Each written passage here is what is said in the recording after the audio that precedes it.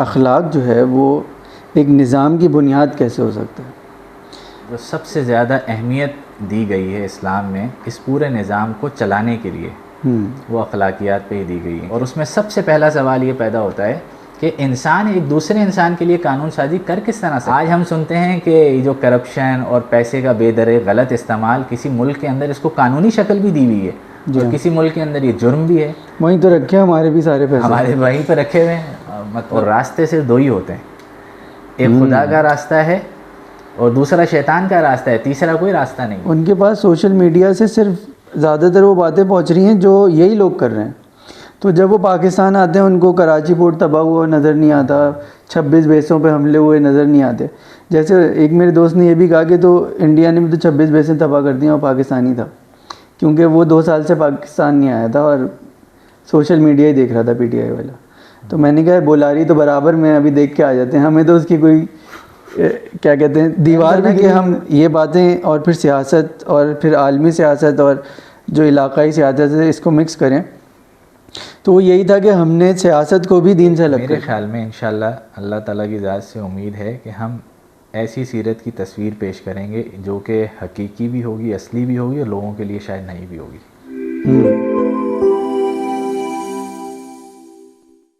بسم اللہ الرحمن الرحیم، اور عید مبارک ایک تو آپ کو دوبارہ، خیر مبارک، اور جو سن رہے ہیں ان کو بھی عید مبارک۔ تو موضوع ہمارا جب شروع ہوا تھا تو ہم نے اس طرح شروع کیا تھا کہ وہ کیا دعوت تھی کہ جو ایک دم سے لوگوں کی محبتوں کو دشمنیوں میں اس نے تبدیل کر لیا، اور پھر ایسا بھی ہوا کہ جو بالکل انجان تھے وہ انتہائی محبت کا شکار ہو گئے۔ پھر اس کے بعد جب ہم مزید آگے بڑھے تھے تو ہم نے یہ دیکھا تھا کہ اس کے مقابلے میں جو طاغوتی نظام وہاں نافذ تھا وہ کیا تھا، اس پہ بھی ایک میرے خیال میں سیر حاصل بحث ہو چکی ہے۔ تو اس کے بعد ہم نے یہ دیکھا کہ اسلامی نظام جو ہے اس کی بنیادیں کیا ہیں۔ تو اب یہاں سے مزید آگے بڑھنا تھا، اور ایک موضوع کو میں کھولنا چاہ رہا ہوں، اور وہ یہ تھا کہ آپ نے یہ ایک نقطہ اٹھایا تھا کہ اخلاق جو ہے وہ ایک نظام کی بنیاد کیسے ہو سکتا ہے۔ اس کو اگر آپ واضح کر دیں تو میرے خیال میں میرے لیے بھی اور جو لوگ سن رہے ہیں ان کے لیے بھی یہ ایک گتھی ہے جس کو سلجھانا بہت ضروری ہے۔ بسم اللہ الرحمن الرحیم۔ جی بالکل اسی طرح ہم اس مرحلے پہ پہنچے تھے کہ نظام کی جو بنیادیں ہیں اس میں سب سے پہلے ہم نے بات کی تھی کہ توحید ہے، پھر رسالت ہے، پھر خلافت ہے، اور ان کو جوڑ کر اور ان کے اندر تحرک پیدا کرنے والی جو چیز ہے وہ اخلاقیات ہیں، اور جو سب سے زیادہ اہمیت دی گئی ہے اسلام میں اس پورے نظام کو چلانے کے لیے وہ اخلاقیات پہ ہی دی گئی ہے کہ اخلاقیات کی بنیاد پہ یہ پورا نظام پھر آگے بڑھتا ہے۔ تو ہم اس کو سمجھنے کے لیے اس طرح بات کر سکتے ہیں کہ وہ بنیادی اخلاقیات دراصل ہیں کیا جو اسلام ہمیں بتاتا ہے۔ تو اس میں ہمیں جب ہم مطالعہ کرتے ہیں تو ہمیں اندازہ ہوتا ہے کہ چند سوالات ہیں کہ جو انسان کے اندر پیدا ہوتے ہیں، اور وہ یہ کہ یہ جو کائنات جس کے اندر انسان موجود ہے اس کا رب کون ہے، اسی طریقے سے اس کائنات کے اندر اس انسان کی حیثیت کیا ہے، اور پھر اس کو یہ زندگی کیسے گزارنی ہے، اور اس کے بعد جب وہ زندگی گزارے گا تو پھر کوئی مرحلے باقی ہیں یا نہیں ہیں۔ تو یہ جو جواب اسلام نے ہمیں دیے وہ یہ دیے کہ یہ جو کائنات ہے اس کا ایک خالق ہے، اور انسان جو ہے وہ اس کائنات میں اللہ رب العالمین کا پیدائشی بندہ ہے، اور اس انسان کی رہنمائی کے لیے اور اس کو کس طرح اس کائنات کے اندر دنیا کے اندر زندگی گزارنی ہے اس کے لیے اللہ رب العالمین نے اپنے رسولوں کو بھیجا، نبیوں کو بھیجا، اور رسالت کا پورا ایک انتظام کیا، اور اس کے بعد جو بھی عمل وہ کرے گا وہ مرنے کے بعد اس کو اس کا حساب کتاب دینا ہوگا، یعنی کہ آخرت کا ایک تصور دیا۔ تو جو بنیادی اخلاقیات ہیں نا وہ انہی چند چیزوں کا نام ہے جو کہ آپ کو اسلامی نظام کے اندر ملتی ہیں۔ اسلامی نظام کے مقابلے میں جتنے بھی نظام ہیں دنیا کے وہ ان سارے سوالوں سے آ رہی ہیں، ان کے جوابات سے آ رہی ہیں، نتیجتاً ان کا نظام پھر وہ نتائج نہیں لے کر آتا جس میں انسانیت کی فلاح موجود ہو۔ اور ہم اس کو اخلاقیات کیوں کہتے ہیں کہ اس کائنات کے ایک خالق کی وحدانیت کا جب آپ اقرار کرتے ہیں تو سب سے بڑی جو اخلاقیات ہیں وہ تو یہی ہے نا کہ آپ اس کائنات کا ایک رب مانیں اور یہ انسان اس رب کا اپنے آپ کو بندہ مانے اور اس کے بعد پھر وہ اس کے بھیجے ہوئے نبیوں کے اوپر ایمان لے کر آئے، آخرت کے اوپر ایمان لے کر آئے. یہ اخلاقیات ہیں. اور سب سے بڑی بد اخلاقی کیا ہو سکتی ہے کہ آپ اس کائنات کا کوئی خدائی تصور نہ رکھیں اور جو آپ زندگی گزار رہے ہیں اس دنیا کے اندر کسی اور نظام کے تحت جو کہ انسانوں کا بنایا ہوا ہے، اس کے اندر آپ بالکل آزاد ہوں، آپ کی رہنمائی کا کوئی انتظام نہ ہو، آپ کوئی اچھا کام کریں، آپ کوئی برا کام کریں، کوئی پوچھنے والا نہ ہو، اور آپ جب مر جائیں گے تو آخرت کا بھی کوئی تصور نہیں ہے جس کے نتیجے میں آپ سے کوئی باس پرس نہیں ہوگی. اور پھر ہوگا کیا کہ اس پوری دنیا کا نظام جو ہے وہ بگڑنا شروع ہو جائے گا. جب آپ کو پتہ ہو کہ مجھ سے کوئی باس پرس نہیں ہوگی، کوئی پوچھ گچھ نہیں ہوگی، تو یہ ساری اس کے مقابلے میں بد اخلاقیاں ہیں جو اسلام نے اخلاقیات کے طور پہ بتایا کہ اللہ ہے، انسان اس کا بندہ ہے، پھر رسالت کا سارا رہنمائی کا انتظام ہے اور آخرت کا انتظام ہے. تو یہ بنیاد جو ہے اسلام کے علاوہ کسی اور نظام میں موجود نہیں ہے. تو اس سے ہمیں پتہ یہ چلا کہ اس پورے نظام کو چلانے کے لیے اسلام نے یا اللہ رب العالمین نے جو بندوبست کیا ہے وہ قانون کا سہارا لے کے نہیں کیا بلکہ اخلاقیات کا سہارا لے کے کیا ہے، جس میں انسان کے اندر سے خود بخود یہ آواز اٹھتی ہے کہ اس کو سیدھے راستے کے اوپر، صراط مستقیم کے اوپر قائم رہنا ہے.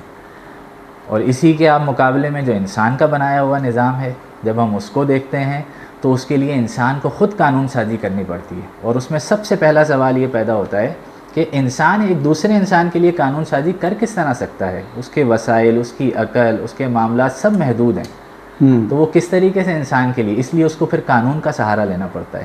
بار بار اس کے اندر سزائیں آتی ہیں، بار بار پھر قانون شکنی ہوتی ہے، اور پھر بعض دفعہ اس قانون کے اوپر عمل درآمد ہوتا ہے تو پتہ چلتا ہے یہ تو انسانیت کے لیے بجائے فلاح کے، بہتری کے، یہ تو اور الٹا نقصان دے رہا ہے. آپ اس سارے نظام کو کیسے ٹھیک کر سکتے ہیں؟ اس اخلاقیات کی پہلی بنیاد جو کہ توحید پر قائم ہے کہ آپ مان لیں کہ اس کائنات کا ایک اللہ ہے. آپ یہ نظام قائم کر دیں اخلاقیات کا، آپ دیکھیں ساری چیزیں ٹھیک ہونا شروع ہو جائیں گی. تو یہ بہرحال بنیاد اس طرح بنتی ہے اور دوسرے انسانی نظاموں سے فرق یہاں پر آ کے قائم ہوتا ہے. تو اگر انسان بندر سے پیدا ہوا ہو ان کے ایک نظام کے خیال سے، اس سے اس نظام کے بگاڑ کی ابتدا کیسے ہو جاتی ہے؟ دیکھیں یہ تو اب اس کا ایک جزو ہے کہ انسان بندر یعنی کہ اس نے تو خدا کے انکار کر دیا نا. اس نے کہا کہ ہم خود ہی ایک چیز سے پیدا ہوتے ہوتے کائنات میں پھر کبھی بندر بنے تو پھر انسان بن گئے، یعنی خدا کا انکار کر دیا. تو ایک خدا کے انکاری نظام اور خدا کے اقراری نظام میں فرق نظام میں کیا آ جاتا ہے؟ یہی آتا ہے نا. دیکھیں نتائج آپ کو بہت ساری چیزوں سے آگاہ کرنا شروع کرتے ہیں. صحیح ہے. اب آپ اس کو ڈاروین کی اس تھیوری سے لے لیں یا انسان کا اپنا کوئی تخیل لے لیں، جہاں جہاں اس نے اس کائنات کو خدا سے خالی کیا ہے، خالق سے خالی کیا ہے، تو سب سے بڑی بد اخلاقی کا اس نے ظہور کیا. اس کے نتیجے کے اندر بگاڑ پیدا ہونا شروع ہو گیا. تو فرق تو سارا یہیں پر آ جاتا ہے کہ جب آپ ان ساری چیزوں سے بے دخل کر دیں گے تو پھر آپ کو انسانیت کے لیے اس میں کوئی فلاح نہیں ملے گی. تو اور اچھا انسان جو ہے اس کے اندر فطری طور پہ اللہ رب العالمین نے یہ احساس رکھا ہے کہ وہ اپنے مالک کی طرف متوجہ ہوتا ہے. اس کے ذہن میں، اس کے دل میں یہ سوال اٹھتے ہیں کہ آخر میری حیثیت کیا ہے اس کائنات میں؟ یہ اتنا بڑا نظام جو ہے آخر چل کس طرح سے رہا ہے؟ اور وہ اس اخلاقی سفر پہ چلنا چاہتا ہے. صحیح. لیکن یہ نظام جو انسانوں کا بنایا ہوا ہے وہ جب اس کے خلاف رکاوٹ پیدا کرتا ہے تو پھر وہ ظلم عظیم جو ہے برپا ہوتا ہے کہ نہ تو اس کو اس کے سوالوں کے جواب ملتے ہیں، اور پھر جو انسان کا بنایا ہوا قانون اس کو صحیح راستے پہ چلانے کے لیے بنایا گیا، اس کے نتیجے میں اس کے اوپر ظلم ہوتا ہے، اور پھر کروڑوں لوگوں کی لاشیں گرتی ہیں جس طرح سے ہم نے دیکھا. سارے نظاموں کی ہم نے بات پچھلی دفعہ بھی کی اور ابھی بھی انشاءاللہ کریں گے. اس میں مزید چیز واضح بھی ہو جائے گی. جیسے ہی ہم ان سارے سوالوں کا جواب دیتے ہیں تو ایک تو وہ اخلاقیات کے مرتبے پہ چلی جاتی ہیں جس کو حسن اخلاق کہا جاتا ہے، اور انسانیت اس کے اوپر مطمئن ہونا شروع ہو جاتی ہے کہ ہاں ٹھیک ہے، میں جو عمل کر رہا ہوں کوئی نہ کوئی ایسی جگہ ہونی چاہیے کہ جہاں مجھ سے اس کا حساب لیا جائے. اور یہ دنیا شاہد ہے کہ آپ انسانی قوانین جو انسان نے بنائے اس سے بچ نکلتے ہیں. کتنے ظالم ہیں، بلکہ آج تو دنیا کے سامنے واضح ہو گیا جو سب سے بڑا ظالم ہے اس کے لیے تو کوئی قانون ہی نہیں ہے. تو جب آپ اس سے بچ نکلتے ہیں تو کیا کوئی ایسا موقع نہیں ہونا چاہیے یا کوئی ایسا دن نہیں ہونا چاہیے کہ جہاں پہ اتنے بڑے ظالم کو بھی پکڑا جائے اور پوچھا جائے؟ فطری سوال ہے. فطری سوال ہے نا یہ. تو بلکہ ہم نے پہلے بھی یہ بات کی کہ آخرت کا نہ ہونا، اللہ رب العالمین کا نہ ہونا، حساب کتاب کا نہ ہونا سوال یہ نہیں ہے. سوال تو یہ بنتا ہے کہ یہ چیزیں کیوں نہ ہوں. تو یہ انسان کی فطرت، اللہ رب العالمین نے انسان کو فطرت اللہ کے اوپر پیدا کیا ہے، اور یہ سارے سوالات اس کے اندر جنم لیتے ہیں. اور ان سارے سوالات کا اگر جواب کسی نظام کے پاس ہے تو وہ اسلامی نظام کے پاس ہے. اور جب یہ سوالات ملتے ہیں تو یہاں سے اخلاقیات کا سفر شروع ہوتا ہے. پھر جو اخلاقی عام اخلاقیات ہمارے معاشرے میں کیا ہیں؟ چوری نہ کرو، زنا نہ کرو، جھوٹ نہ بولو، کسی کے ساتھ احسان کا رویہ رکھو، کسی کو دھوکہ نہ دو، ناپ تول میں کمی نہ کرو. یہی ساری اخلاقیات ہیں نا. تو یہ ساری اسی سے تو نکلتے ہیں سارے چشمے. اور جب آپ کے اوپر کوئی نگران ذات ہی نہیں ہوگی، انسان ہی کا بنایا ہوا قانون ہوگا، تو یہ اخلاقیات کہیں اخلاقیات کہلائیں گی کسی انسانی نظام کے اندر، اور کہیں جو ہے یہ جرائم بن جائیں گے. صحیح.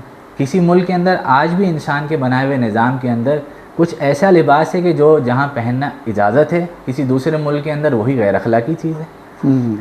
آج ہم سنتے ہیں کہ یہ جو کرپشن اور پیسے کا بے درے غلط استعمال کسی ملک کے اندر اس کو قانونی شکل بھی دی ہوئی ہے، اور کسی ملک کے اندر یہ جرم بھی ہے. وہیں تو رکھے ہمارے بھی سارے پیسے، ہمارے وہیں پہ رکھے ہوئے ہیں. مطلب وہاں آپ یہ سارا جائز ہے. تو یہ کیسا انسانی قانون ہے؟ یا وہاں کا انسان، سوئٹزرلینڈ کا انسان کوئی الگ ہے، اس کی سوچ کوئی الگ ہے، دبئی والے کی الگ ہے، یا کہیں. تو یہ پورا نظام ہی فراڈ کے اوپر چل رہا ہے. تو یہ کہیں کی اخلاقیات کہیں کے جرائم، کہیں کے جرائم کہیں کی اخلاقیات. اسلام ان ساری چیزوں کا کلا کما کرتا ہے، اور وہ کہتا ہے کہ یہ ساری اخلاقی جو تحریک ہے یہ اللہ رب العالمین، اس کے بندوں اور رسالت اور آخرت اور فرشتے اور کتاب، ان سب چیزوں سے ہو کر گزرتی ہے. پھر انسان دیکھیں کہ جو نبی صلی اللہ علیہ وسلم نے فرمایا کہ ایک وقت ایسا آئے گا کہ ثنا سے ایک خاتون چلے گی حضر موت تک، اور وہ سونے سے اور زیورات سے لدی ہوئی ہوگی، اس کو اللہ رب العالمین کے سوا کسی چیز کا خوف نہیں ہوگا. تو یہ نظام اصل میں اسلام ان اخلاقی بنیادوں کے ذریعے سے استوار کرنا چاہتا ہے، کہ جس میں آپ کو میلوں دور کوئی قانون نہیں ہے، کوئی روکنے والا نہیں ہے، کوئی کیمرہ نہیں لگا کہ جس کی آنکھ آپ کو دیکھ رہی ہے. تو یہ ہم تھوڑا سمرائز کریں تو دو چیزیں ہمارے سامنے آتی ہیں جسے ہمیں انسان کو اپنانا ہے. یا تو آپ قانون کو اپنائیں یا آپ اخلاقیات کو اپنائیں. بہتر آپ کے لیے یہ ہے کہ آپ اخلاقیات کو اپنائیں. اس کے نتیجے میں چیزیں ساری ٹھیک ہوتی چلی جائیں گی، کیونکہ قانون سازی بہرحال محدود رہے گی جو انسان کی بنائی ہوئی. اچھا، ایک چیز تو اس سے یہ سمجھ میں آ رہی ہے کہ جو ظاہر ہے کہ آپ کمپیئر کر رہے ہیں کہ ایک انسان جس کا علم محدود ہے، عمر محدود ہے، ایکسپیرینس محدود ہے، اس نے قانون بنایا، اور اس کے مقابلے ایک لامحدود ہستی ہے، اس نے قانون بنایا. تو یہ خود ہی عقل میں آ جانی چاہیے بات کہ کس کا قانون بہتر ہوگا. اس پہ میرا اب دوسرا سوال آپ سے یہ ہے کہ جو دوسری بنیاد آپ نے بتائی کہ انسان کے رتبے کا تعین کر دیں، اس سے کیا فرق پڑتا ہے؟ جیسے آپ نے کہا کہ وہ یہاں پر اللہ کا بندہ بن کے آیا ہے، اگر اس رتبے کو کوئی نظام اس حیثیت سے نہ دیکھے تو کیا فرق پڑے گا؟ صحیح بات ہے. اس سے بھی اچھا، اس میں نا آپ کسی ایک کڑی کو بھی ایک دوسرے سے علیحدہ کر دیں گے تو بگاڑ وہاں بھی پیدا ہونا شروع ہو جائے گا. ہم نے شروع کے اندر طاغوت کے نظام کی یہی بنیاد رکھی تھی کہ اس میں بعض دفعہ انسان جو ہے فسق سے شروع کرتا ہے اپنا سفر، کہ اللہ تعالیٰ کو مانتا ہے، اس کی نہیں مانتا. یہ سفر شروع ہوتا ہے، اور پھر اس کو بغاوت کے اوپر جہاں پہ وہ طاغوت کہلاتا ہے وہاں تک لے جاتا ہے. صحیح ہے. تو آپ اسی طریقے سے اس کو سمجھیں کہ انسان اگر اللہ رب العالمین کو مان لے لیکن اپنے آپ کو اس کی تعلیمات کا تابع نہ رکھے، اس کو اپنا بندہ نہ سمجھے، اس کی پابندیوں کا پابند نہ سمجھے، مادر پدر آزاد سمجھے، ہر حوالے سے اپنے قوانین کے اندر، اپنے دستور کے اندر، اپنی اقدار میں، ثقافت میں، تہذیب میں، جس میں بھی ہے وہ آزادی محسوس کرے، تو بھی نظام یہ بگڑنا شروع ہو جائے گا. اور پھر یہ ابتدا آپ کو اسی طاغوت کی طرف لے کے جائے گی کہ جہاں سے پہلے فسق کی منزل پہ آپ چڑھیں گے، پھر اس کے بعد جو ہے آپ کفر کی منزل پر آئیں گے، اور پھر آپ طاغوت کی منزل پر آ جائیں گے.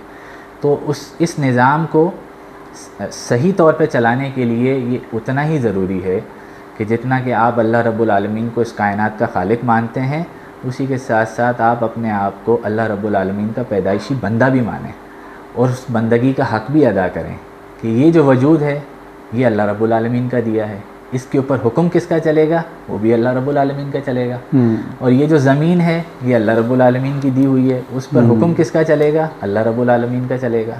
تو میرا اپنا تو کوئی اختیار نہیں ہے اس پہ, کسی ایک چیز پہ بھی نہیں ہے. اس پہ انسان کتنا بے بس ہے.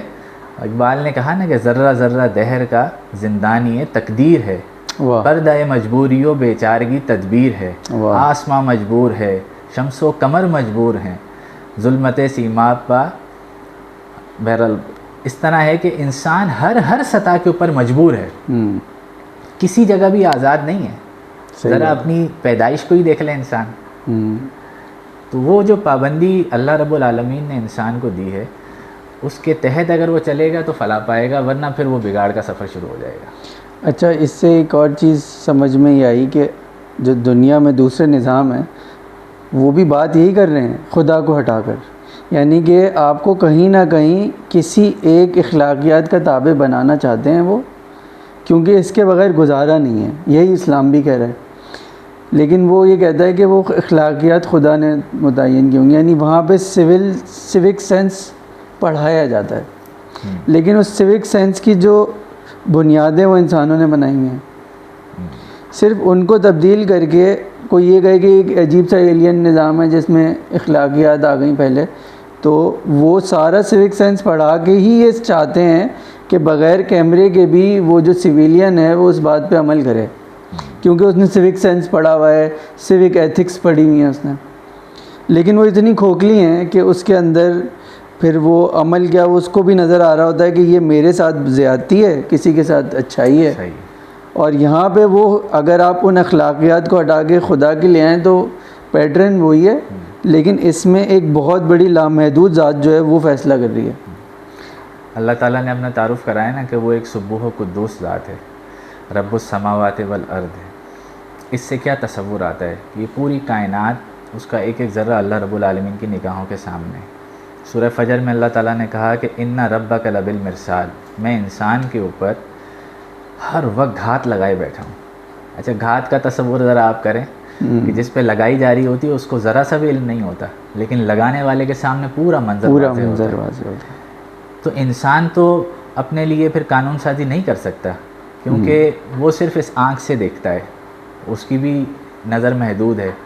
یہ ہاتھ پاؤں ہیں جو اس کی 5 حصے ہیں, اس سے وہ کتنا انسانیت کے لیے نظام بنا سکتے ہیں. اچھا چلیں ہم اس کو بھی چھوڑ دیں, تو آپ نے یہ تجربہ آخر کر کے دیکھ لیا نا, ایک بار نہیں صدیوں سے آپ یہ تجربہ کر رہے ہیں کہ آپ انسان کے لیے قانون بنا رہے ہیں, تو اس کے نتائج کیا نکل رہے ہیں؟ انقلاب فرانس کو آپ دیکھ لیں تو میرے خیال میں کوئی 2 کروڑ لوگ جو ہیں ان کی لاشیں گری ہیں. یہ آپ نے کیسی قانون سازی کی؟ آپ انقلاب روس کو دیکھ لیں, میرے خیال میں کوئی 1.5-2 کروڑ 2.5 کروڑ لاشیں وہاں بھی گر گئیں. امریکہ نے اور پھر یورپ نے, چائنا نے, یہ سب انسانیت کی فلاح کے قوانین تھے ان کے پاس, اور انہوں نے اپنے تئیں اس کو اخلاقیات سے ہی شروع کیا تھا کہ سب کو کھانا ملے گا, سب کو روزگار ملے گا, سب خوشحال ہوں گے, کوئی امیر نہیں ہوگا, کوئی غریب نہیں ہوگا, سب برابر ہوں گے. اور پھر یہاں تک یہ نظام گیا کہ روس میں اگر کوئی مزدور کسی ایسے فرد کو دیکھتا تھا جس کے ہاتھ پہ چھالے نہ ہوں تو اس کی سر اور گردن اس کی اڑا دی جاتی تھی.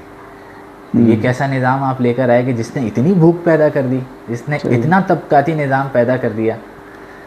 تو یہ اس تجربات سے بھی ثابت ہو گیا, صرف اس کی لامحدودیت کا ہی مسئلہ نہیں رہا, بلکہ انسان نے اس کو پریکٹیکل کر کے دیکھ لیا. یعنی میں اسی طرف آنا بھی چاہ رہا تھا کہ اگر ایک تو فطری طریقہ ہے جس سے سمجھ, عقلی حساب سے بھی دیکھیں تو کسی چیز کو ٹیسٹ کرنے کے بھی کچھ ٹرائلز ہوتے ہیں, اس کے بعد آپ کو چاہیے کہ اس کو ترک کر دیں. لیکن یہ ایک شاید خدا کی ضد میں لوگ اتنا آگے نکل گئے ہیں کہ وہ ان سارے تجربات کو دیکھنے کے باوجود اور بار بار کرنے کے باوجود جو اس سے ہٹ کے ایک طریقہ ہے اس کو وہ اس کی کوشش نہیں کرنا چاہ رہے. نہیں, جب آپ اپنے آپ کو شیطان کے سپرد کر دیتے ہیں تو پھر آپ دیکھیں کہ اللہ تعالیٰ نے قوم شعیب کو سمجھایا, یہ مثال دے کے سمجھایا کہ دیکھو ابھی کچھ دن پہلے تو لوط پہ عذاب آیا ہے, تو سدھر جاؤ. ہاں, ان کے سامنے بھی کیس اسٹڈی تھی. ہاں, اسٹڈی تھی. اور وہ تو میرے خیال میں حضرت شعیب علیہ السلام کی قوم کا معاملہ تو ہماری قوم سے بالکل ملتا جلتا ہے. ان کو تو عذاب اس لیے دیا گیا کہ وہ ناپ تول میں کمی کرتے تھے, دھوکہ اور فراڈ پہ مبنی ان کی معیشت تھی, تو وہ اس کو دیکھ کے بھی باز نہیں آئے.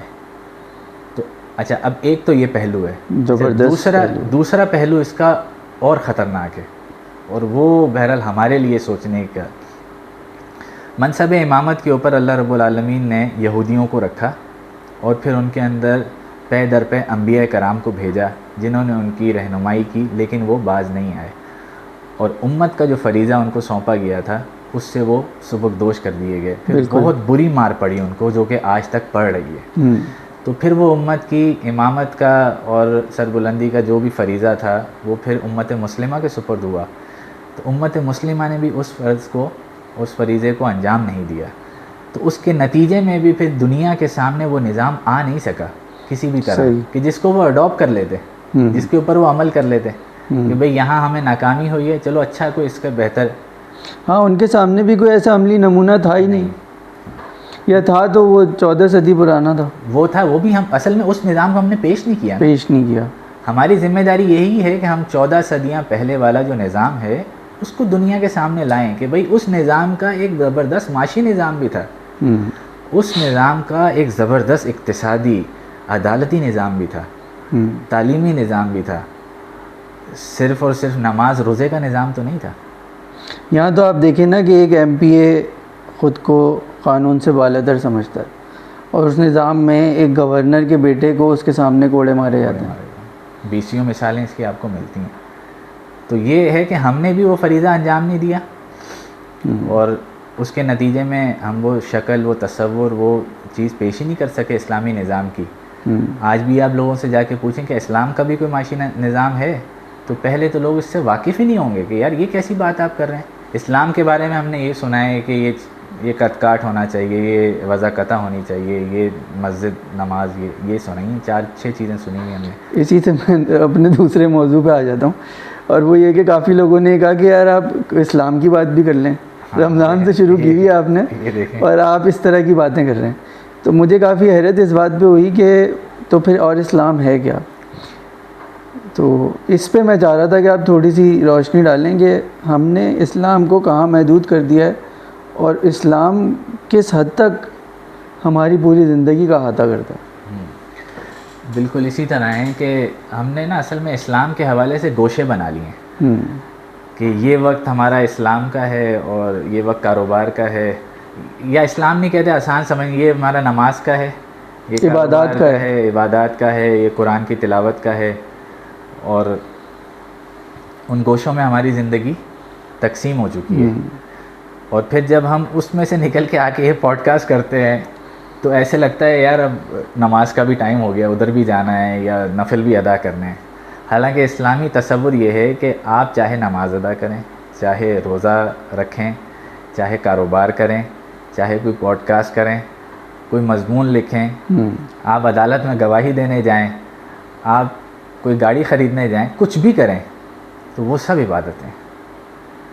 عبادت کا تصور ہی یہ ہے. مولانا مودودی رحمۃ اللہ علیہ نے ایک کتابچہ جو ہے, وہ اصل میں وہ تقریر ہے جو کتابچے کی شکل میں ہے, شہادت حق. اس میں مولانا مودودی رحمۃ اللہ علیہ نے یہ بات بتائی ہے کہ انسان کی پوری زندگی وہ شہادت حق کی گواہی ہی دیتی ہے. واہ. اس کا کوئی عمل بھی ایسا نہیں ہونا چاہیے کہ جو خدا کی اطاعت کے تابع نہ ہو. اور پھر جب آپ کا پورا نظام وجود خدا کی اطاعت کے تابع آ جائے, اس کے بعد آپ زندگی کا کوئی بھی کام کریں. قرآن کے اندر اللہ رب العالمین نے یہ بات 12 مقامات پر ارشاد فرمائی ہے کہ یا ایھا الذین آمنوا اذکروا اللہ ذکرا کثیرا وسبحوہ بکرۃ و اصیلا, کہ اے لوگوں جو ایمان لائے ہو, اللہ کا ذکر کرو کثرت کے ساتھ, اور صبح و شام ذکر کرو. ایسا ذکر کرو کہ جب صبح و شام ہو. مجھے آپ بتائیں کہ یہ کیسے پاسبل ہے ایک انسان کے لیے؟ ایک تو وہی آپ کو جو طریقہ بتایا تھا کہ آپ ایک وظائف کی لسٹ رکھ لیں, وہ اس کا طریقہ تصویر بھی ہو, وہ آ گئی ہیں ڈیجیٹل والی زبردست تسبیحات آ گئی ہیں.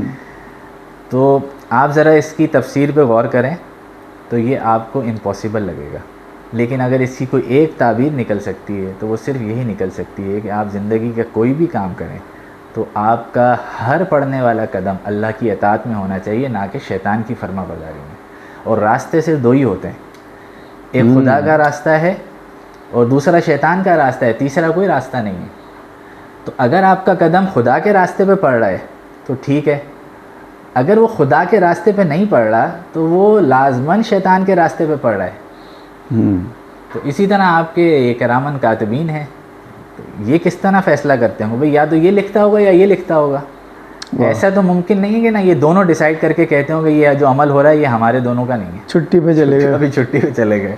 تو آپ پوڈ کاسٹ کریں گے یا آپ کوئی گاڑی خریدیں گے یا عدالت میں جائیں گے یا ہسپتال میں جائیں گے یا تعلیم کے کسی شعبے سے منسلک ہوں گے، عمل آپ کا وہاں درج ہو رہا ہوگا اس دفتر عمل کے اندر.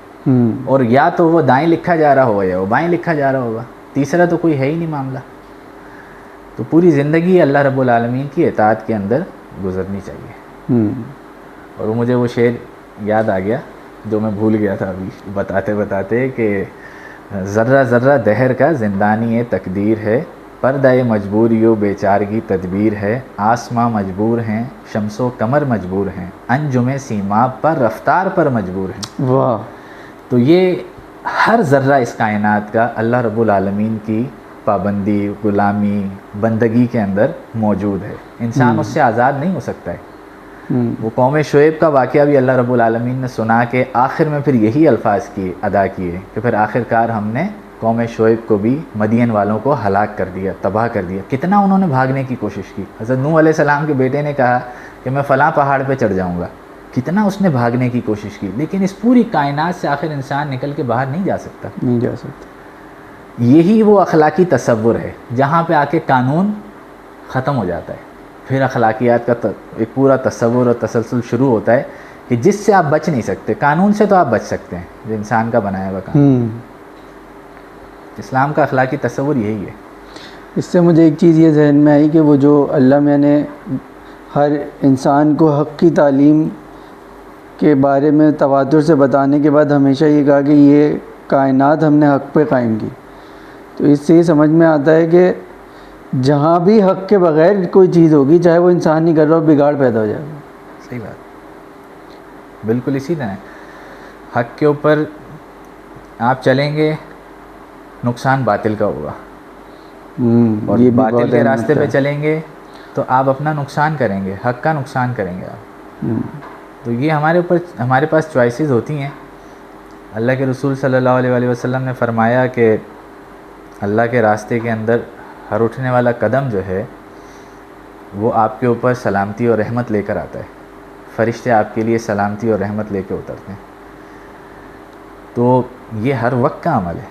اب آپ مجھے بتائیں کوئی شیطان کے راستے کے اوپر چلنے والا قدم، اس کے لیے تو یہ سارے انعامات نہیں ہیں نا. اصل میں ہم نے ذہن اس طرح کا بنا لیا کہ وہ ایک خاص درگاہ تک جو قدم چلیں گے نا وہ گن لیے، وہ تو حق کے تھے، اب باقی ایک بیچ کا گیپ ہے. ہاں، اس پہ فرشتے نہیں آئیں گے، اس کو تو گن لیا انہوں نے.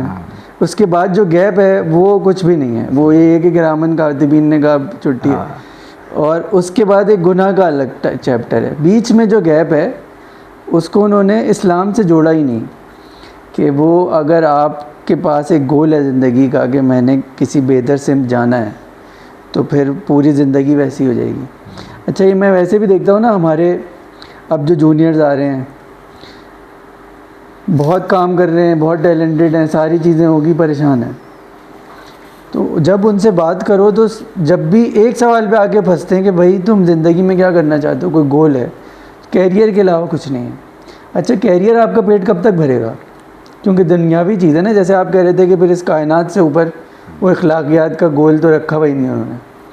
تو یہ ہوتا ہے کہ ٹھیک ہے، ایک بہت اچھی پوزیشن آ گئی، اتنی آ گئی کہ اب وہ خود بھی کھا رہے ہیں، پھر بھی پیسہ بینک میں ہے، اب کیا کریں؟ اس کے بعد ان کے پاس کچھ نہیں ہے سوائے اس کے کہ مزید فرسٹریشن لے کر آئیں. اور ان کو جب یہ کہو کہ یار اس کے علاوہ کوئی گول ہونا چاہیے، تو یوں محسوس ہوتا ہے کہ یہ جو ابھی ہم بات کر رہے ہیں کسی نے کی نہیں ہے. کیوں؟ کیونکہ ان کا پھر یہ گول ہو سکتا ہے کہ یار میں ایسا کروں گا، میں 4 لوگوں کو کھانا کھلا دوں. یہاں تک پہنچ گیا کہ نہیں، وہ جو پیسے بینک میں ہیں ان سے میں صدقہ دے دیتا ہوں. یا یہ کہ ہمارے ایک سیٹھ صاحب تھے، وہ ہر بڑے پروجیکٹ کے سٹارٹ میں ایک بھینسا کٹوا دیتے تھے، کالا والا. یہ ان کا گول. لیکن اسی لیے میں نے دیکھا کہ جب بھی ان سے بات کرو ایک لیول آف فرسٹریشن ان کے اندر تھی, اب کیا کروں, اور پیسے آ گئے تو کیا کروں, کیونکہ ان کے پاس کوئی اخلاقیات کی مزید کوئی سمت نہیں تھی جہاں انہیں جانا ہے. دنیا میں تو سمتیں محدود ہیں نا, کہ آپ کو ایک سی ای او کی پوزیشن تک پہنچنا ہے, آپ پہنچ گئے, آپ نے ایک بڑی امپائر کھڑی کرنی ہے, آپ نے کر دی, واٹ نیکسٹ. صحیح بات ہے. آپ اپنی زندگی کے اندر اپنی زندگی کو مقاصد سے خالی کر لیں گے تب بھی تباہی ہے, اور چھوٹے چھوٹے مقاصد طے کر لیں گے تو تب بھی تباہی ہے. اور اگر اس دنیا کو آپ نے اپنا مقصد بنا لیا تو پھر تو بالکل ہی تباہی ہے. بالکل ہی تباہی. اللہ تعالیٰ بار بار یہ بات کہتا ہے کہ وَمَا الْحَيَاةُ الدُّنْيَا إِلَّا مَتَاعُ الْغُرُورِ, وَمَا الْحَيَاةُ الدُّنْيَا إِلَّا مَتَاعُ الْغُرُورِ. یہ دنیا کی زندگی تو ایک دھوکے کا سامان ہے. آخرت کی زندگی ہے کہ جو اصل زندگی ہے.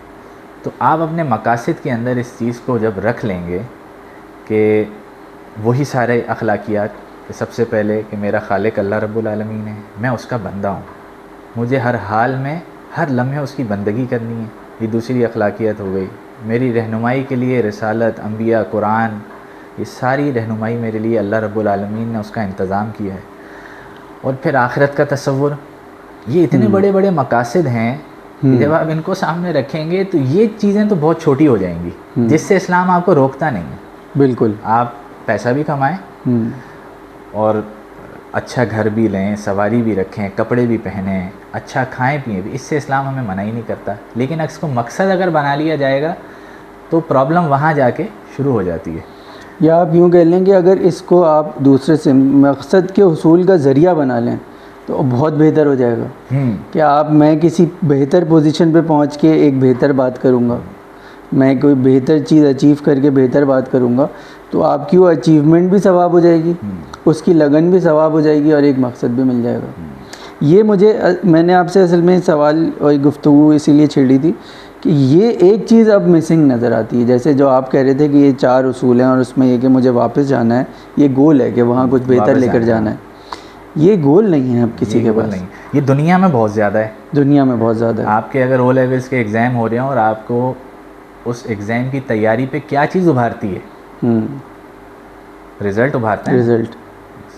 اور اس کے لیے آپ دن رات ایک کر دیتے ہیں, یہاں تک کہ لوگ نفسیاتی بھی ہو جاتے ہیں. آپ پڑھائی نہیں, کاروبار کی بات کریں. جی. تو نتائج کو دیکھ کر ہی تو ہم ہوتے ہیں نا. تو سب سے بڑا نتیجہ تو پھر آخرت کا نتیجہ ہے. اللہ تعالیٰ نے کامیابی کی ڈیفینیشن بھی قرآن میں بتائی اس دنیا کے ساتھ جوڑ کے. اللہ تعالیٰ نے کہا کہ کل نفس ذائقۃ الموت وانما توفون اجورکم یوم القیامہ فمن زحزح عن النار وادخل الجنۃ فقد فاز. کہ کامیاب دراصل وہ ہے کہ جو آتش جہنم سے بچا لیا گیا اور جنت کے اندر داخل کر دیا گیا. بس اتنی سی بات ہے.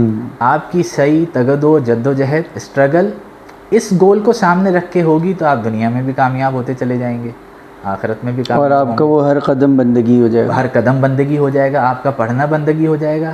آپ کا ٹیوشن کی طرف جانے کے لیے موٹر سائیکل اسٹارٹ کر کے اس پہ بیٹھ کے جانا بھی ثواب کہلائے گا. ہر چیز ثواب کہلائے گی. آپ یہاں تک کہ آپ اگر کوئی اچھا اسپورٹس کھیل رہے ہیں وہ بھی ثواب کہلائے گا. آپ حلال رزق ہیں, عبادت ہے, ہمارے کرنسی پہ لکھا ہوا ہوتا ہے. تو یہ واقعی ایک ہے اگر آپ اس تصور کے ساتھ اس کو کمائیں گے. آپ مثال کے طور پہ انکار کرتے ہیں کہ میں رشوت نہیں لوں گا, تو یہ معاملہ یہیں تک ختم ہو جاتا ہے. بلکہ یہاں سے تو آغاز ہو جاتا ہے کہ آپ کی وہ ساری تگدو اور جد و جہد ثواب میں تبدیل ہو جاتی ہے. اور اللہ تعالیٰ کہتا ہے کہ من ذا الذی یقرض اللہ قرضا حسنا. تو یہ کیا ہے کہ جس کو اللہ رب العالمین پھر بڑھا چڑھا کر واپس کرے گا.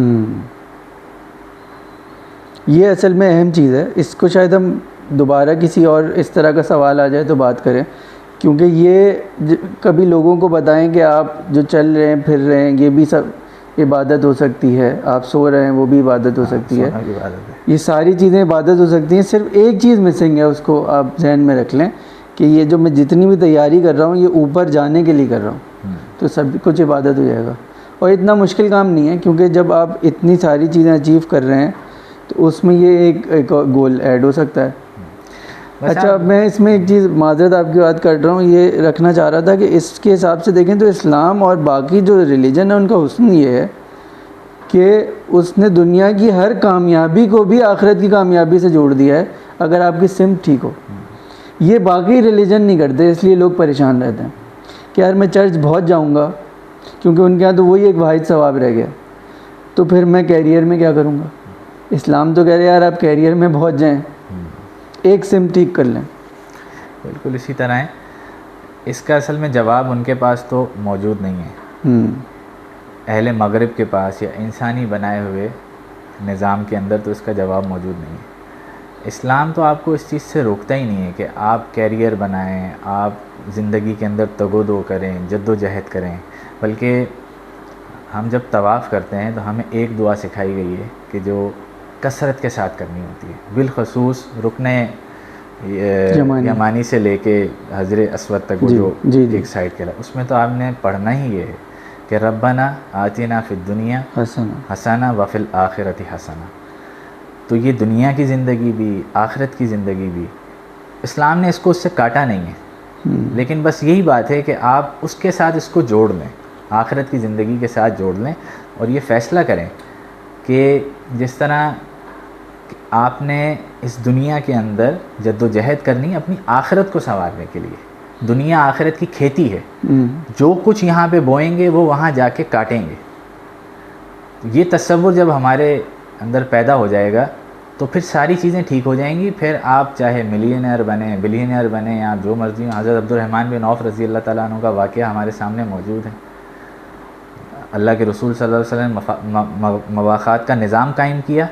حضرت عبد الرحمن بن عوف کا ہاتھ ایک صحابی، انصاری صحابی کے ہاتھ میں پکڑا دیا. انہوں نے کہا بھئی آپ میرے گھر سے جو لینا چاہتے ہیں لے لیں، اللہ کے رسول نے آپ کو مجھے بھائی قرار دے دیا ہے. میری 2 بیویاں ہیں، ایک آپ لے لیں، جائیداد میں تقسیم کر لیں، کھیت لے لیں، جو چیزیں آپ. انہوں نے کہا نہیں، مجھے آپ بازار کا رستہ دکھائیں. تو وہ بازار گئے ہیں اور بالکل بے سروپا مکہ سے آئے تھے.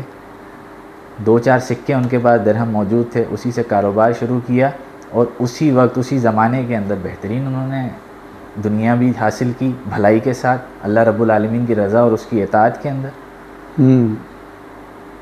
یعنی سی ای او تو موجود تھے وہاں پہ بھی، بلینئرز موجود تھے. وہ بلینئرز موجود تھے کہ جن کا تصور آج کی دنیا میں موجود نہیں ہے.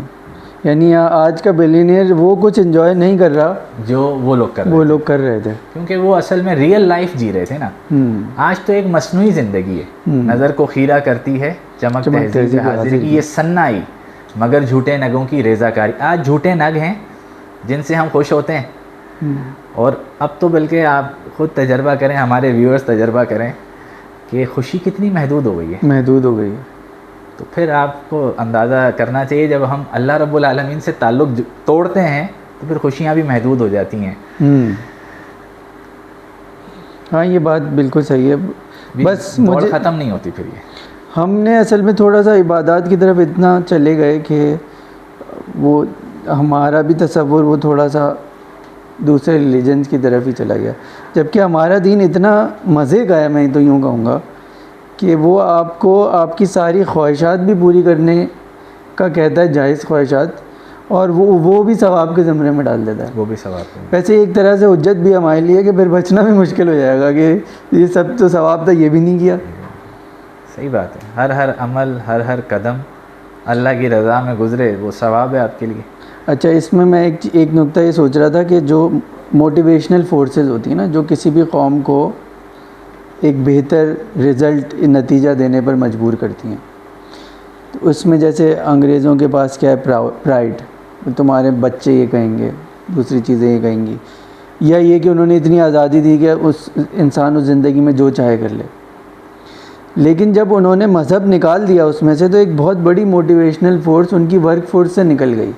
یہ چیز اب ہمیں ان کے خاندانی نظام میں نظر آتی ہے کہ وہ ٹوٹ پھوٹ کا شکار ہے اور وہ سسٹم اب اوپر تک جا رہا ہے. اسلام کا مجھے حسن یہ نظر آتا ہے کہ وہ جو موٹیویشنل فورس تھی کہ آگے کیوں بڑھنا ہے، ایک تو یہ تھا کہ تم بہت اچھے ہو جاؤ گے، تم بہت مشہور ہو گے، تمہارے بچے بہت پرائڈ فیل کریں گے، تم اس زندگی میں کچھ بھی کر سکتے ہو، کہ ساتھ ساتھ یہ کہ تم آگے بڑھتے چلے جاؤ، اس کا بھی اوپر فائدہ ہے. یہ کی ایلیمنٹ یہاں سے آپ اگر نکال دیں تو انسان کی موٹیویشن ایک محدود کب تک رہ جائے گی، جب تک اس کے اعضاء کام کر رہے ہیں. یعنی اگر اس کو 40 سال میں امیر ہوا ہے وہ تو 60 سال تک کر لے گا. لیکن اگر آپ اس کے ساتھ یہ ڈال دیں کہ تم جتنا آگے بڑھ رہے ہو خیر کے ساتھ، وہ تمہارے لیے نیکیوں میں اضافہ کر رہا ہے، تو آخری سانس تک یہ کام کرتا رہے گا. اسی لیے آپ دیکھیں بہت بڑے بڑے بلینئرز ہیں، انہوں نے بڑی بڑی امپائرز کریٹ کی اور تقریباً 70 سال بعد آ کے سب کچھ کسی ٹرسٹ کو دے کے وہ چلے گئے، اور اس کے بعد بھی 10 سال جیے. تو وہ 10 سال میں اور کیا کیا کر سکتے تھے، لیکن کیونکہ ان کے پاس وہ تصور نہیں ہے، ان کو پتہ ہے کہ اب یہ 10 سال میں کچھ اپنے پیسے سے انجوائے کر لوں گا اور پھر مر جاؤں گا. ایسے یہ انہوں نے آپ کے پاس چوائس ہے نا دو، کہ آپ دنیا یا آخرت. تو انہوں نے دنیا کو پسند کیا، تو ان کو بتایا بھی یہی گیا نا کہ یہی تھا. یہی گیا. تو میرے خیال میں اپنے حساب سے وہ ٹھیک کر رہے ہیں، لیکن اس کے جو انجام اور نتائج ہمارے سامنے آ رہے ہیں اس سے ان کو بھی سیکھنا چاہیے، ہمیں بھی سیکھنا چاہیے کہ پھر یہ کیوں ہوتا ہے کہ انسان خودکشی کر لیتا ہے کہ اس کے پاس سب چیزیں موجود ہیں. سب چیزیں پھر یہ کیوں ہوتا ہے کہ جیسے ہم شروع میں بات کر رہے تھے کہ انسانی بنائے ہوئے نظام کے اندر کچھ اخلاقیات کہیں پہ جرم ہیں اور کہیں پہ جو ہے وہ اخلاقیات ہیں. تو آپ دیکھیں کہ اسی سے اگر ہم جوڑیں تو کہیں پہ انسانی جان جو ہے اس کو قتل کرنا جائز نہیں ہے، یہ اچھی اخلاقی بات ہے. لیکن اسی مغرب کے نظام میں آپ اپنے آپ کو مار بھی سکتے ہیں. تو لوگ جاتے ہیں اور جب کوئی مقصد باقی نہیں رہتا، دولت بھی ہے، سب چیزیں ہیں، لیکن وہ مقصد نہیں ہے تو وہ پھر اپنے آپ کو قتل بھی کر لیتے ہیں، اور وہ جائز بھی ہے.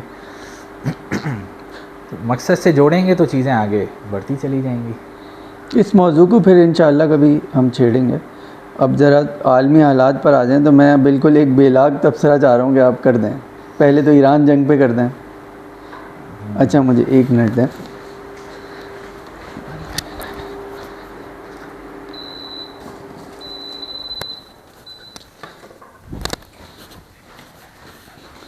یہ فین بند ہوئے؟ جی جی صحیح.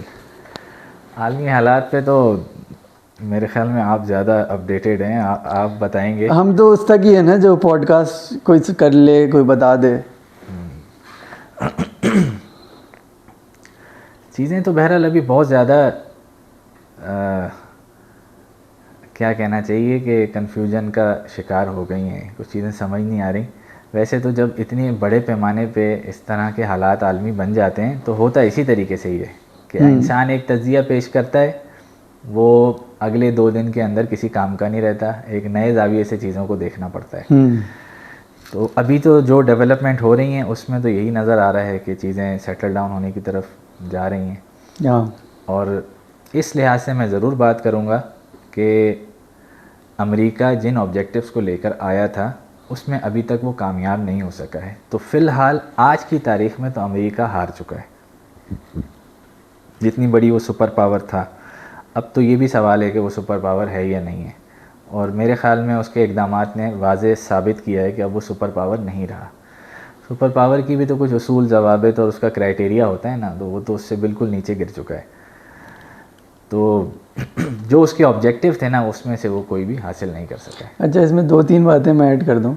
ایک تو یہ کہ جب ایک ہمارے اینکر ہیں ڈاکٹر شاہد مسعود، ایک زمانے میں بڑے پسند تھے اینڈ آف ٹائمز کے حوالے سے، آپ نے بتایا. لیکن وہ بندہ جب کہتا ہے نا کہ اب جنگ رک جائے گی تو ہو جاتی ہے. تو آج کل وہ کہہ رہے ہیں جنگ بڑھے گی، تو بڑی پر امید ہو گیا ہوں میں کہ آمن آنے والا ہے. ابھی کل کی ڈیولپمنٹ تو یہ ہے کہ ایرانی صدر نے بھی، ہاں، اور پرسوں کی ان کی بات یہ تھی کہ جنگ بڑھے گی. اچھا کل پھر ایرانی صدر نے کہا ہم بھی جنگ روکنا چاہ رہے ہیں. اچھا ایک چیز یہ، اور دوسری چیز یہ کہ وہ جو آپ نے بات کی نا کہ وہ سپر پاور ہے بھی یا نہیں، تو میں ایک انٹرنیشنل تجزیہ سن رہا تھا. ایک کرنل ہے، انہیں پاکستان تو پسند نہیں ہے کیونکہ امریکن جنرل ہیں، انہیں افغانستان کرنل ہیں، انہیں افغانستان وغیرہ میں ISI یاد آ جاتی ہوگی. اور مجھے لگتا ہے کہ وہاں کی چوٹیں ہیں ان کے پاس نا پاکستان کا نام لے کے، لیکن وہ اس کے علاوہ اوور آل اس کی گرپ ہے. یعنی جب بہت سارے لوگ ڈاکٹر شاہد جیسے جب جو بحری بیڑے آنے کے بعد بھی یہ کہہ رہے تھے کہ ایران پہ حملہ نہیں ہوگا، تو اس نے کہا تھا کہ کوئی پیٹرن نظر ہی نہیں آ رہا کہ حملہ نہ ہو.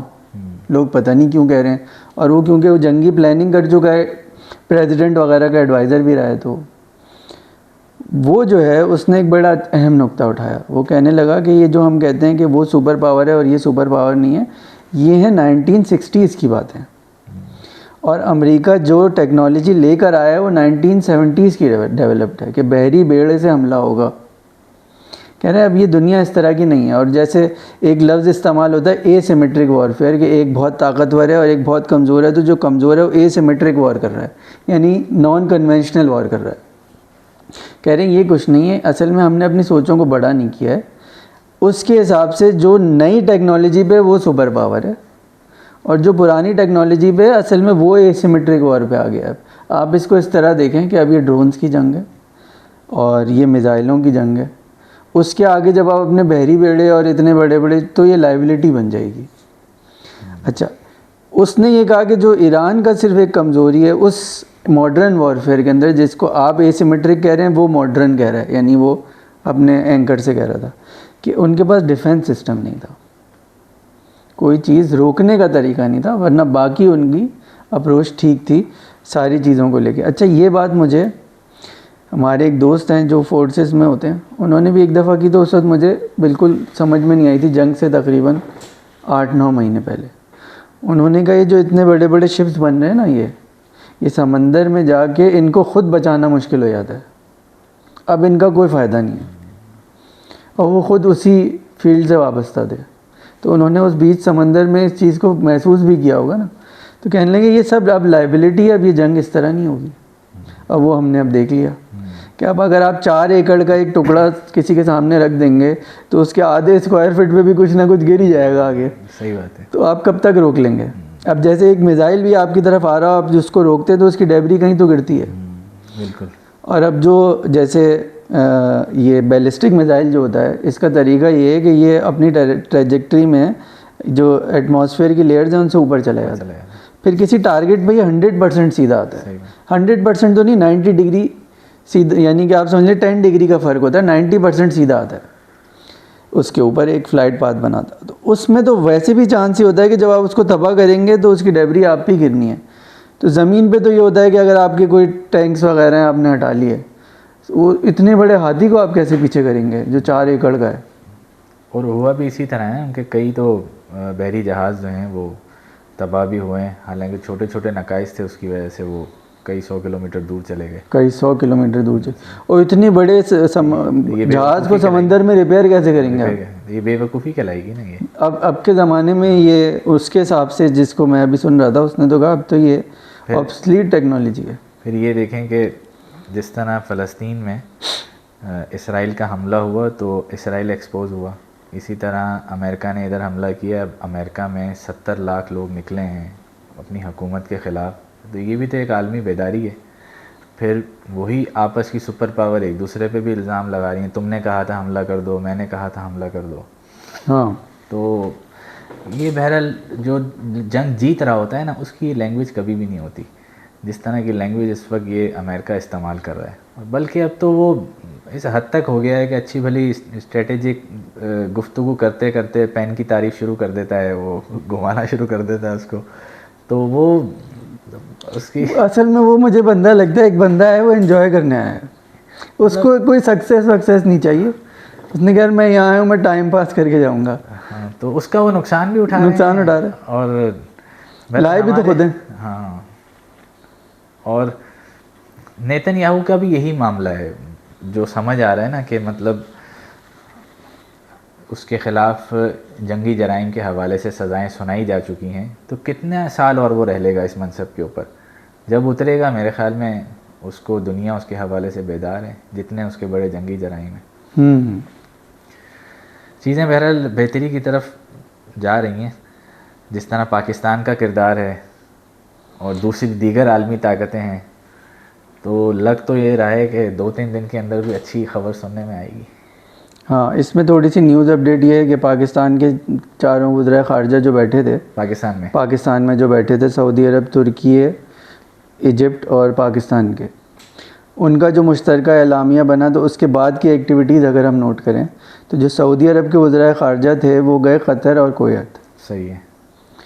تو انہوں نے ان کو اس پہ راضی کیا کہ وہ امن کی طرف آ جائیں. تو قطر اور کویت کے ساتھ میں ایک نام بھول رہا ہوں, انہوں نے اعلان کیا کہ ہم اس معاہدے کی حمایت کرتے ہیں, اور اب تک کی خبروں کے مطابق UAE نے منع کیا. اور پاکستانی جو وزیر خارجہ تھے وہ چائنا گئے, اور وہاں پہ ان کا ایک مشترکہ اعلامیہ آیا ہے جو اب ایسا لگ رہا ہے کہ اس پہ بات ہو سکتی ہے. اس سے پہلے جو امریکہ کے 15 نکات آئے تھے اور جو ایران کے 8 نکات آئے تھے, وہ جس کو انٹرنیشنل ٹرمز میں کہتے ہیں میکسیملسٹ پوزیشن تھی, کہ یہ ادھر سے ہم شروع کریں گے تو پھر کہیں آ جائیں گے. اب وہ 5 نکات جو چائنا نے دیے ہیں پاکستانی فارن منسٹر کے ساتھ مل کے, وہ لگ رہا ہے کہ اس پہ بات ہو سکتی ہے, کم سے کم وہ سر حرف وہاں ہو سکتا ہے. اور اس کی طرف جانا پڑے گا بہرحال جو صورتحال بن چکی ہے. ہاں اصل میں مجھے نقصان دونوں طرف بہت ہوا ہے. ایک تو دونوں طرف ہو رہا ہے, دوسرا یہ کہ یہ بات سمجھ میں اب نہیں آ رہی کہ آپ اس کے بعد کیا اچیو کریں گے. جیسے کہ اب مجھے جا کے ہماری 9 مئی میں جو جنگ ہم نے روکی تھی وہ مجھے سمجھ آئی ہے کہ آپ نے جیت کا ایک ماحول بنایا اور آپ وہاں رک گئے. پھر وقت ہوتا ہے کہ آپ اس کو کیش کر لیں. وہ ہم نے کیش کرنا شروع کیا. کوئی ہمارے جہاز لے رہا ہے, کوئی ٹریننگ لے رہا ہے, دوسری چیزیں لے رہا ہے. اس وقت ایسا لگتا تھا کہ شاید یہ جنگ جو ہے وہ کہیں ادھوری رک گئی. اب یوں لگتا ہے کہ اگر یہ ایران کی طرح وہ جنگ چلتی رہتی تو یہ ہم شاید گمان کر رہے ہیں کہ انڈیا کی ہم پٹائی زیادہ کر دیتے, لیکن واٹ نیکسٹ پھر کیا ہوتا. صحیح بات ہے. یعنی ابھی ہم اگر 8-0 یا 9-0 پہ کھڑے ہوئے ہیں, اس کی جگہ اگر خدا نہ خواستہ 22 پہ بھی ہوتے تو وہ جو 2 کا نمبر تھا نا وہ آپ کی بہت ساری یہ پوزیشنز کو خراب کر دیتا. تو میرے خیال میں یہ سینیریو ایران کو بھی ذہن میں رکھنا چاہیے کہ اگر تقریباً دنیا یہ بات کر رہی ہے کہ وننگ ٹرافی اس کے پاس ہے تو یہ بہترین وقت ہے بریک لگانے کا. کچھ لے دے کے وہ جو بھی ہے کچھ کم کے اوپر بھی راضی ہو جائیں تو برتری ایران کی رہے گی. اور باقی یہ تو آپ کو بھی اندازہ ہے, مجھے بھی اندازہ ہے کہ انہوں نے نہ ان کفر کی طاقتوں نے اپنے عزائم سے رکنا ہے, نہ آپ نے تیاری ختم کرنی ہے. لیکن جہاں آپ کو وننگ ٹرافی ملنے والی ہو, میرے خیال میں اس سے آگے اگلا اوور نہیں کرانا چاہیے. صحیح بات ہے. کہ آپ کہیں ہم 51 اوور کا میچ کھیلیں گے. صحیح بات. تو 50 کا وہ ٹھیک ہے, وہ وہیں تک رہتے ہیں. تو یہ ایک چیز مجھے یوں نظر آتی ہے کہ ایران کا اب بریک لگانا ویسے عقلی لحاظ سے اب ضروری ہوتا جا رہا ہے, کیونکہ مزید کیا کریں گے وہ. ان کے پاس اگر اب 20,000 رہ گئے تو 10,000 میزائل اور مار دیں گے. تو وہ یہ ہوتا ہے نا کہ the more you take the less you have والی بات ہے نا. پھر آپ کے پاس جو کم رہ گئے ہوں گے تو آپ کی نیگوسیشن پاور بھی تو کم ہو جائے گی. صحیح بات ہے. اس میں پاکستان بڑا مجھے لگتا ہے کہ بڑا, ایک تو یہ کہ ایک ہوتا ہے نا جو بچہ اچھا ہوتا ہے اس کو نظریں بھی زیادہ لگتی ہیں, اسے بچے بچانا بھی پڑے گا. ورنہ ہوتا ہے نا کہ وہ ایک سخت بیمار ہو گیا.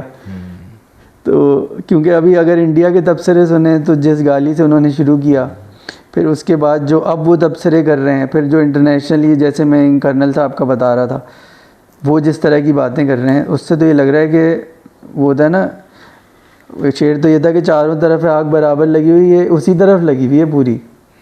اس میں پاکستان کبھی کبھی یعنی کہ ایسا لگتا ہے کہ اس کے اوپر کوئی وہ صدقہ ودقہ بھی دینا پڑے گا, اس کا دم کرنا پڑے گا. نہیں, پاکستان ماشاءاللہ بہت اچھی چیزیں لے کر چل رہا ہے اور اسی طرح اس کو اپنا کردار ادا کرنا چاہیے. بہرحال جو امریکہ کی صورتحال ہے وہ تو ایسی ہے کہ کبھی سوچا نہیں تھا کسی نے کہ اس طرح سپر پاور کے ساتھ ہوگا اور اتنی جلدی جو ہے اس کا اختتام ہو جائے گا.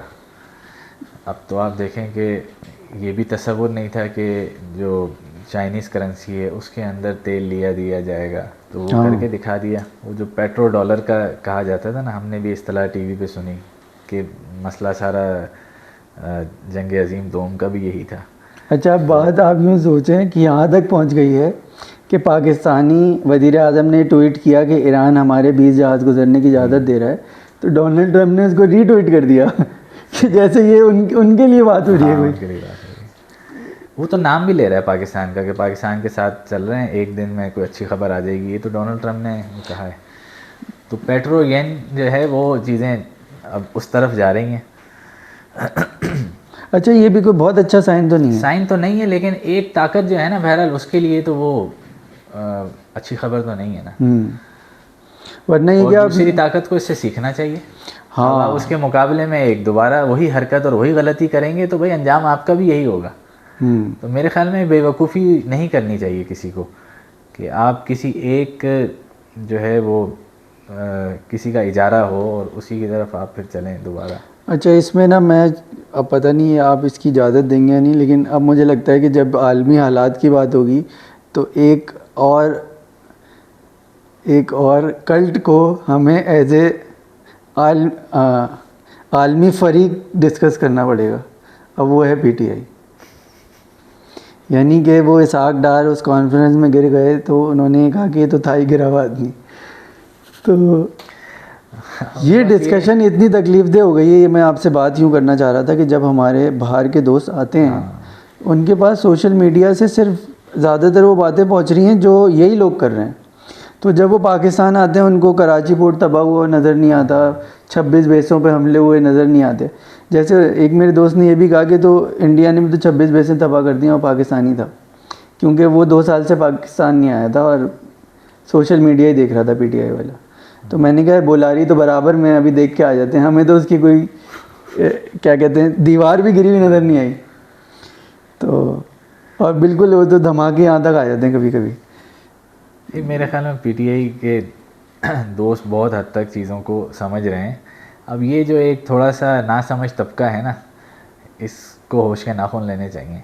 اور وہ جو پھر امیج بنایا جاتا ہے کہ وہ مناسب نہیں ہے. قوم کی سالمیت اور وطن کے وقار کو سامنے رکھ کے ایک ساتھ مل کے ہمیں جو ہے پاکستان کے لیے آگے بڑھنا چاہیے. پاکستان ہوگا تو عمران خان بھی ہوگا, اور نہیں وہ ورنہ وہاں ہوگا گولڈ اسمتھ کے ساتھ کہیں تو ہوگا, ان کے پاس جگہ ہے ویسے. نہیں ابھی ہم چلیں PTI کی طرف کھڑے ہو کے بات کریں تو بھائی آپ چلو اس پاکستان کی سالمیت کی تو بات کرو نا. اب آپ اگر انڈیا کے ساتھ جا کے کھڑے ہو جاؤ گے اور پاکستانی ہماری سالمیت کے خلاف آپ بات کریں گے تو پھر آپ سیاست کس خطے کے اندر کریں گے؟ یہ بڑی بچکانہ سوچ ہے. کیونکہ میں تاریخ دیکھتا ہوں, یہ تاریخ میں اس طرح کبھی نہیں دہرایا گیا. 65 کی جنگ ہوئی, شدید اختلافات تھے, لیکن اس وقت سب نے کہا, جن میں سے آدھے لوگ جیل میں تھے, کہ بھائی ابھی ہم پاکستان کے ساتھ ہیں. پھر بھٹو آیا, شدید اختلافات تھے, لیکن پھر یہی ہوا کہ پاکستان کے لیے اگر ایک آئین بننا ہے, ایک چیز فائنل ہونی ہے, تو وہ کہا کہ بھائی سب مل کے بنا لیتے ہیں. اس طرح مستقل یہ چیزیں ہوتی چلی گئیں, یہاں تک کہ اگر نواز شریف نے ایٹم بم کا دھماکہ کیا تو کسی نے پھر نیگیٹو پالیٹکس نہیں کی اس کے خلاف. یہ ہوا کہ اس وقت بھائی اگر ڈالر کو اسٹیبل رکھنا ہے تو اسٹیبل رکھا, کچھ لوگ چپ ہو گئے, اپنی سیاسی مخالفتیں ختم کر دیں, جبکہ اس وقت آج کے مقابلے میں بہت زیادہ مخالف تھے سارے ایک دوسرے. اصل میں PTI نے جو سب سے بڑا جو کام خراب ہوا نا وہ یہ کہ PTI نے سب سے زیادہ خود PTI کا نقصان کیا ہے.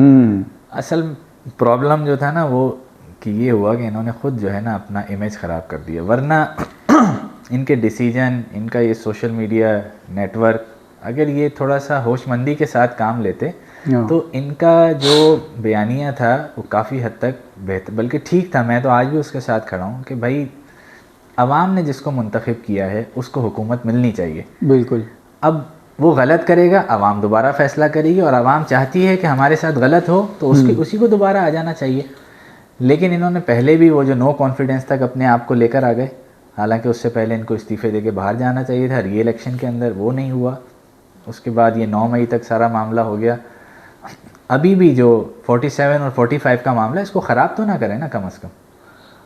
تو یہ خود اس کو خراب کر رہے ہیں, اور اس کے اندر تو واضح طور پہ ان کی قیادت اب اپنے یہ سوشل میڈیا جو کی بورڈ واریئرز ہیں ان سے بہت زیادہ تنگ آ چکی ہے.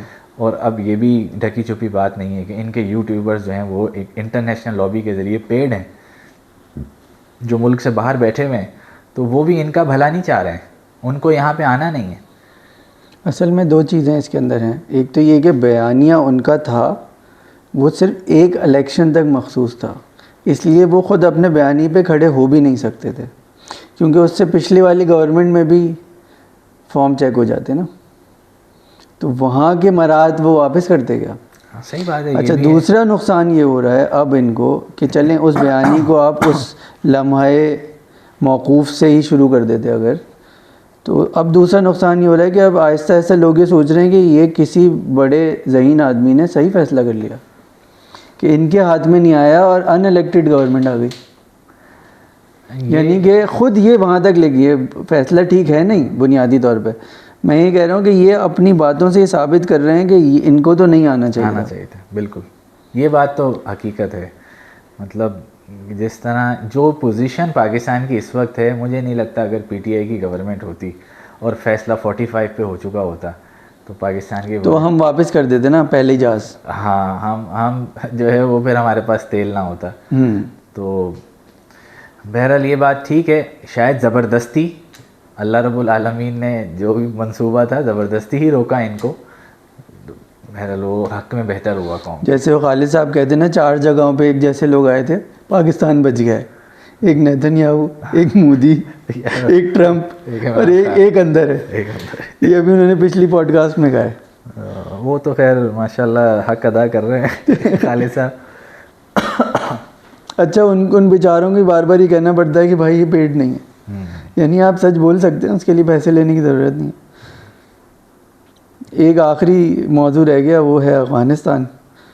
تو افغانستان کے بارے میں جب میں نے شروع سے جب اس کو فالو کرنا شروع کیا نا, تو میری رائے یہ تھی کہ وہ لوگ مظلوم ہیں, لیکن مظلومیت کے آڑ میں آپ کسی کا فیور کب تک کر سکتے ہیں؟ ایک وقت تو آنا چاہیے نا کہ آپ یہ کہیں کہ یار اب کچھ کر کے دکھا دو. وہی پی ٹی آئی والی بات آ گئی کہ آپ یوں دیکھیں کہ آپ کو نکال دیا تو ٹھیک ہے, پچھلے 4 سال کیا ہوا؟ تو یعنی اب میں اس گورنمنٹ کو دیکھ رہا ہوں تو اس کی کہیں سے بھی کوئی کل سیدھی نظر نہیں آ رہی مجھے, کہ کسی جگہ پہ آ کے تو وہ یہ کہے کہ یار یہاں سے بہتری شروع ہو گئی تھی, یہ رک گئی. صحیح بات ہے. اس کو اگر ہم اسلامی نظام کے ساتھ جوڑیں تو آپ کو کتنا عجیب سا منظر نظر آئے گا کہ آپ کے پاس مواقع موجود تھے, اختیار اقتدار موجود تھا, اور آپ پھر بھی پرفارم نہیں کر پائے. اور سونے پہ سہاگا یہ کہ آپ نے اسلام کی وہ تصویر پیش کی, مطلب سب سے زیادہ اسلام کا کہیں لیبل چسپاں ہے تو وہ ادھر ہی ہے نا, تو اس سے مزید نفرت پیدا ہوئی. تو یہ آپ نے جو بات کی یہ اپنی جگہ, لیکن اس تناظر میں بھی دیکھا جائے تو یہ تو پھر معاملہ وہیں جائے گا آخرت کے اندر کہ بھائی اللہ تعالیٰ تو نہیں پوچھے گا آپ سے کہ یار آپ مطلب آپ یہ تھوڑا سا بات شاید دوسری طرف نہ نکل جائے کہ امارات اسلامیہ افغانستان ہے نا, کہ جس پہ اس کے پیروکار کہتے ہیں کہ یہاں پہ اب خلافت کا نظام ہے, ایک امیر ہے اور ایک امیر ہی فیصلہ کرتا ہے ساری چیزیں. اس میں آپ کی عوام آپ کے ساتھ کتنی شریک ہے اس پورے اقتدار کے اندر؟ کہیں شریک ہے؟ نہیں, کہیں بھی نہیں ہے. بلکہ آپ تو ان کے کسی بھی مسئلے کو حل کرنے کے قابل ہی نہیں ہیں. اسلامی خلافت تو پوری رائے عامہ کو اس اقتدار میں, اس حکومت میں شریک بناتی ہے.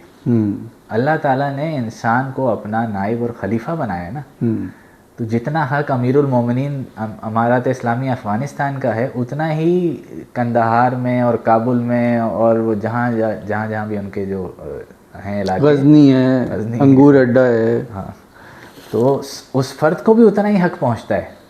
اور وہ اس وقت شدید پسا ہوا ہے, کوئی نظام موجود نہیں ہے, کوئی سننے والا موجود نہیں ہے, اور آپ اتنے بڑے بڑے معاملات جو ہے آپ نے شروع کر دیے ہیں.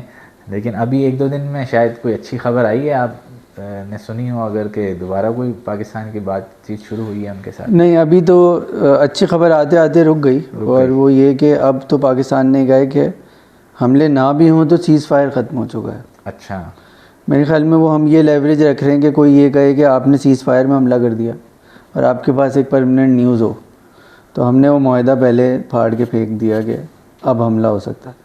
لیکن ان کے وزیر خارجہ کا تو بیان آیا ہے 2-4 دن پہلے آیا کہ ہم تو بات کرنے کو ہر طرح سے تیار ہیں. جی, اور میں نے جیو کے اوپر یہ خبر دیکھی. ہاں, وہ ان کے وزیر خارجہ کا بھی آیا, اس سے پہلے سہیل شاہین کا آیا جو قطر میں ان کے سفیر ہیں, جنہوں نے دوحہ مذاکرات کروائے تھے کہ ہم لکھ کے بھی دینے کو تیار ہیں. یہ ساری باتیں ہیں, لیکن کبھی کبھی ایسا لگتا ہے کہ یہ باتیں اتنی دیر میں ہوتی ہیں کہ لوگوں کا بھروسہ نہیں رہتا آپ کے اوپر.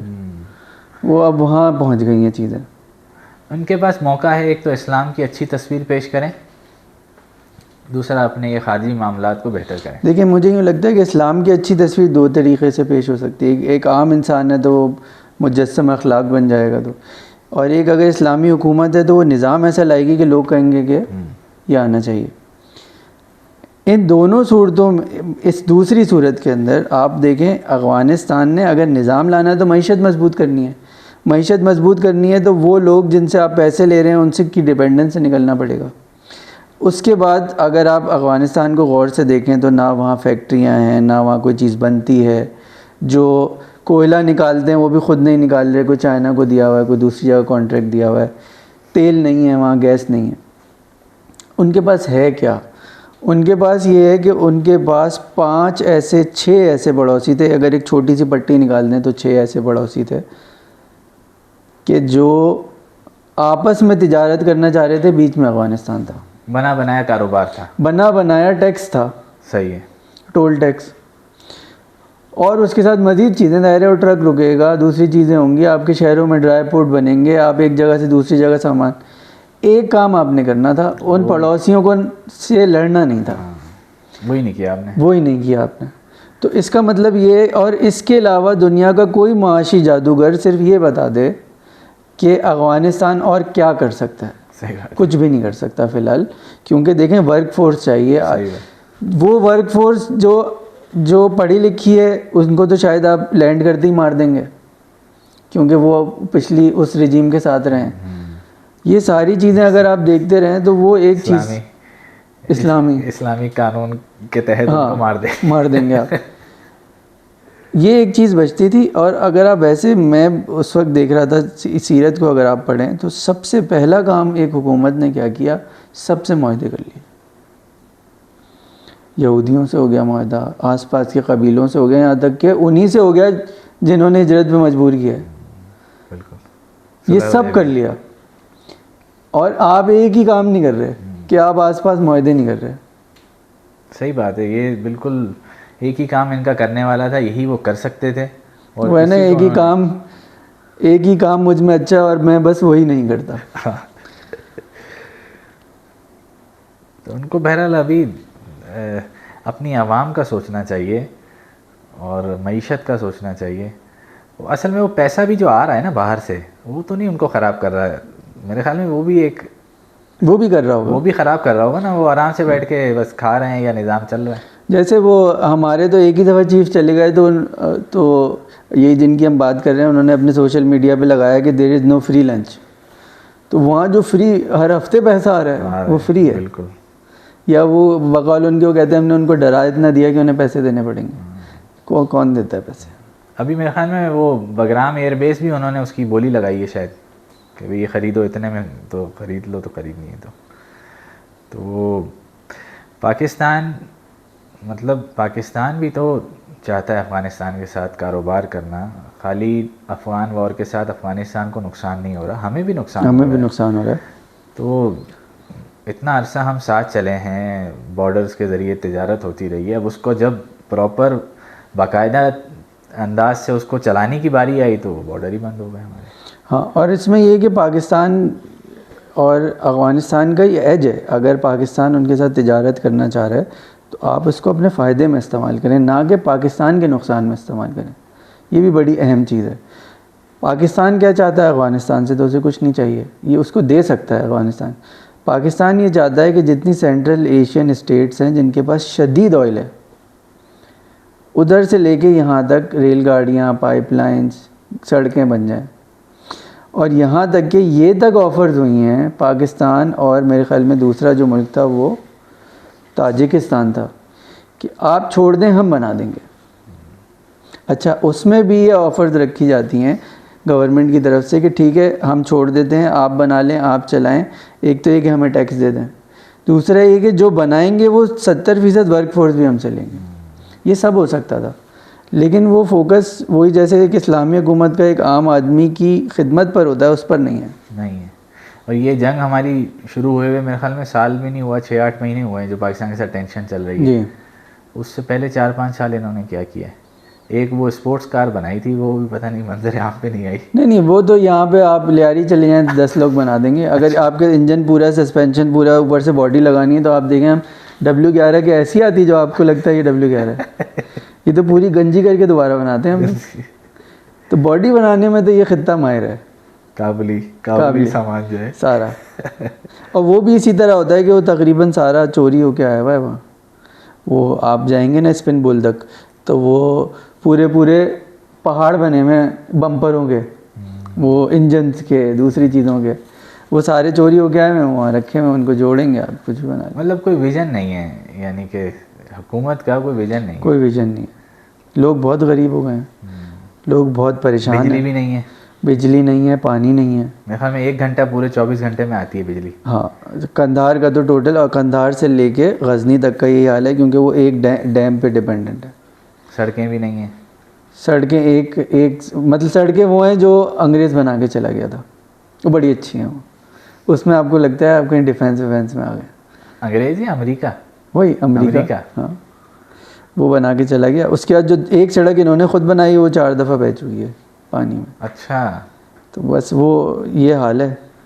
جبکہ ہمارے یہاں کی تو خیر پٹھان اچھی سڑکیں بنا لیتے ہیں, وہاں جا کے پتہ نہیں انہوں نے کیا کیا ہے. لیکن سڑکیں بھی بہت بری ہیں, راستے بھی بہت خراب ہو گئے ہیں, اور جو جگہیں اچھی ہیں وہ خود بتا رہے ہیں کہ یہ امریکہ چھوڑ کے گیا. تو آپ تھوڑا سا اسسٹ کریں تو آپ کے لیے تو شاید امریکہ بہتر تھا, کچھ سال رکھ ہی لیتے اس کو. اور اچھا, یہ بات آپ کی جو آپ کہہ رہے ہیں نا پیسہ آ رہا ہے اور اس نے ان کو تھوڑا سا, مجھے بھی یہی لگتا ہے کہ اس کی وجہ سے بھی چیزیں بہت متاثر ہو رہی ہیں. مطلب میرا خود بھی ایک قریبی تجربہ اس لحاظ سے ہے کہ پیسے کا بے دریغ استعمال ہو رہا ہے. جس کو صحیح جگہ استعمال ہونا چاہیے تھا وہ شاید چند ہاتھوں میں جا رہا ہے, صحیح جگہ پہ لگ نہیں رہا. اس کے نتیجے میں انفراسٹرکچر بننا چاہیے تھا وہ نہیں بن پا رہا. تو یہ چیزیں جو ہیں بہت, اس سے بھی کام خراب ہو رہا ہے. ایک اور چیز بھی ہے جو میں سوچتا ہوں کہ سیرت پڑھیں اگر تو وہ بھی واضح کرتی ہے اس چیز کو, کہ دیکھیں فاتحین کی ٹیم الگ ہوتی تھی اور چلانے والوں کی ٹیم الگ ہوتی تھی. کیونکہ ہر فاتح بہتر گورنر نہیں ہو سکتا, بہتر وزیر نہیں ہو سکتا. وہاں ایک غلطی یہ ہوئی کہ ہر سردار نے یہ کہا کہ یار میں جنگ تو سالوں میں نے لڑی ہے تو وزیر میں ہوں. اسلام تو ہمیں یہ نہیں سکھاتا. اسلام تو یہ کہتا ہے کہ جس وقت آپ کو روکا آ جائے آپ ہٹ گئے. تو وہاں یہ نظر آتا ہے کہ نہ وزیر خارجہ کو خارجی امور کا پتہ ہے, نہ وزیر دفاع کو دفاعی امور کا پتہ ہے, یا شاید ایک دفاع ان کو سب کو ہی آتا ہے, وہ ساری وزیر دفاع ہو سکتے ہیں, یہ بھی ایک لڑائی ہے. نہ وزیر تعلیم کو کسی سائنس کا پتہ ہے, نہ وزیر صحت کو کوئی میڈیکل کا پتہ ہے. یہ مسئلے وہ ہیں کہ جو انہوں نے کہا یہ ہمارا انڈیجنس رائٹ ہے گورننس, جبکہ یہ اسلام آپ کو انڈیجنس رائٹ نہیں دیتا. اسلام تو یہ کہتا ہے کہ حضرت خالد بن ولید رضی اللہ تعالیٰ عنہ کو جنگ یرموک جیتنے کے بعد روکا آ گیا تو گورنر کوئی اور ہو گئے. وہ کہتے ہیں میں پیچھے سے جیتتا آ رہا ہوں یار, تو ان کی طرح ہوتے تو وہ تو ابھی. لیکن یہ مسائل تو پاکستان میں ہمارے جو وزیر تعلیم ہیں ان کو تعلیم کا نہیں پتہ. لیکن اب یہ لگ رہا ہے کہ وزیر خارجہ کو خارجی امور آتے ہیں. ہاں, تو چلیں ایک شعبہ بہتر ہو گیا ہمارا, لیکن اوور آل تو ہمارے یہاں بھی بہت بری صورتحال ہے. ہمارے یہاں بری صورتحال تو ہے. کیا صورتحال ہے؟ ہاں یہ بالکل صحیح ہے. ہمارے عدالتی نظام کہاں کھڑا ہے ہمارا. ہاں, لیکن مسئلہ یہ کہ وہ LLB پڑھ کے آیا ہوا ہے نا, یہاں تک تو ہم پہنچ گئے. تو جو LLB پڑھ کے آیا ہوا ہے وہ عدلیہ میں نا. ہاں, اور جو افغانستان کا LLB نہیں پڑھا ہوا فوجی آدمی جو عدالت چلا رہے تو پھر برابر نہیں ہو گئی بات. نہیں, یہ میں اس کو اس طرح رکھ رہا ہوں کہ جو وزیر ریلوے ہے اس کا 25 سال کا ریلوے کا تجربہ ہے. صحیح. تو وہ کمپیٹنس اور کرپشن دو الگ چیزیں ہو گئی نا. اور اکثر یہ بات میں نے دیکھی ہے اپنے کیریئر میں بھی, میں اپنے دوستوں سے کہتا ہوں کہ میں 2 طرح کے لوگوں کی عزت کرتا ہوں. ایک وہ جو کمپیٹنٹ بھی ہے اور کرپٹ بھی نہیں ہے, یہ نہیں ہوتا. یہ کہیں مل جائے گا ہم اس کی عزت کر لیں گے. اچھا. 1 2 3 نکل کے آئیں گے 100 میں سے. اور ایک وہ جو کرپٹ بے شک ہے کمپیٹنٹ ہے تو میں اس کی کمپیٹنس کی عزت کر لیتا ہوں کہ یار آپ اس سے کچھ سیکھ لیں گے, کوئی اس سے کچھ سیکھ لے گا. اور پھر تیسرے وہ لوگ یہاں پہ بھرتی ہوئے ہیں جو نہ کمپیٹنٹ ہے نہ کرپٹ ہے. تو آپ کو ایک سمجھ لیں کہ کوئی 30-25% وہ لوگ بھی ملتے ہیں جو کمپیٹنٹ ہیں کرپٹ ہونے کے ساتھ, انہیں اس شعبے کا پتہ ہے. کھاتا ہے تو لگاتا بھی ہے. پھر ایک آئے گا جو نہیں کھا رہا ہے, نعمت اللہ ٹائپ کا نا, کہ وہ اس نے کہا صرف لگا دو. نہیں معاملات تو اس وقت بھی ہوتے تھے لیکن بہرحال ہاں لگاتے تھے. یعنی ٹاپ پوزیشن کی بات کر رہا ہوں نا, ایک بندہ. ہاں, اس لحاظ سے تو خیر بہت ہی عظیم انسان تھے وہ. تو وہاں پر یہ ہے کہ وہاں میں نے کسی شعبے میں اس شعبے کا کمپیٹنٹ آدمی نہیں دیکھا. کرپٹ تو چلیں بعد میں آئے گی نا بات. تو یہ دونوں چیزیں مل گئیں آ کے. اچھا, آپ with a level of corruption competence کے ساتھ چیز چلا سکتے ہیں. آپ with a level of in corrupt انسان نان کمپیٹنٹ ہو کے کچھ نہیں چلا سکتے. یہ میں نے دیکھا پشاور میں بھی بات وہیں چلی جائے گی انہی کی طرف. وہ آئے سب نوجوانوں کو بھرتی کر لو پہلے دور کے اندر نا. تو میں گیا ایک صاحب کے پاس, وہ آمد و رفت کے سیکرٹری تھے. وہ کیا تھے, وہ ایٹامک انرجی کے ایم ایس تھے. اچھا. تو میں نے کہا کہ آپ بس ایک ایٹمی بیٹری سے چلائیں گے؟ تو کہہ رہے نہیں, یہ ماسٹرس ہے. اچھا. یہ تو ہم نے دیکھا کہ وہ ان کا وہ والا پورا سسٹم بری طرح فیل ہوا, کیونکہ انہوں نے ہاں انکرپٹ تھا, انکرپٹیبل تھا, پیسے نہیں کھاتا ہوگا یہ نظر آ رہا تھا, لیکن کمپیٹنٹ ہی نہیں تھا. نہیں تو آپ پشاور کی بات کریں, یہاں بزدار جو لگا ہوا تھا, یہاں بزدار جو لگا ہوا تھا پنجاب میں, ہاں وہ کیا تھا؟ وہ کیا چیز تھی وہ, اس کو چھوڑیں جو وزیر اعظم تھا ملک کا, وہ کیا تھا؟ وہ کیا تھا؟ کوئی کمپیٹنسی تھی اس بندے کی؟ ہاں یہ اچھا, یہ چلیں یہ وہ لوگ ہیں نا جن کے بارے میں ہم نے سنا ہے. میں تو آپ کو اس لیے 2-3 وہ مثالیں دے رہا ہوں جن سے میں فیس ٹو فیس مل کے آیا ہوں, اور میں نے کہا کہ یار یہ کیا کریں گے. مطلب ایک ٹھیک ہے آپ نے 15 PhD کیے ہیں, آپ سمجھ لیں انٹرنیشنل ریلیشن میں, اور آپ سے کہنا ہے کہ گاڑی ٹھیک کر دو, اور کوئی کہہ رہا ہے یار اس کو اس لیے لگایا کہ یہ 15 جگہ PhD ہے. وہاں میکینک چاہیے نا, وہ نہیں دے رہے. چلیں اس کو یہاں پہ ریپ اپ کرتے ہیں, ہم تو سوچ رہے تھے چھوٹی بات کریں گے. صحیح ہے, تو اس کو یہاں پہ ختم کرتے ہیں. میں یہ ایک تو یہ جو آپ نے بات کی تھی کہ ایک سیرت کا پروگرام شروع کریں گے انشاءاللہ, اس کو پریسائز رکھیں گے اور کوشش کریں گے کہ وہ ایک ٹاپک اٹھا کے ہم اس کے ساتھ لے کر جائیں. دوسرا میں اس پہ اگلی نشست میں کوشش کروں گا کہ مزید بات کریں, کہ کیونکہ یہ چیز ذہن میں کھلے کہ اسلام کا جو مذہبی تصور ہمارے پاس ہے, اور اسلام جو آپ کی پوری زندگی کا احاطہ کرتا ہے, اس کا تصور اس طرح گھول دیا جائے کہ لوگوں کو پھر سکون بھی آ جائے گا. کچھ لوگ کہتے ہیں یار زندگی کمانے میں گزار دی, یار زندگی یہ کرنے میں گزار دی تو نفل زیادہ نہیں پڑھ سکے. ان سارے لوگوں کو بھی تو ایک اطمینان دینا ہے نا کہ یار اس کے ساتھ ایک ڈائریکشن اگر آپ کی تھی تو بڑا اچھا تھا, اور اگر ڈائریکشن نہیں تھی تو آج ہو جائے, تو وہی جس پوزیشن پہ آپ پہنچ گئے وہ آپ کے کام آنی شروع ہو جائے گی, وہی ثواب ملٹیپلائی ہوگا.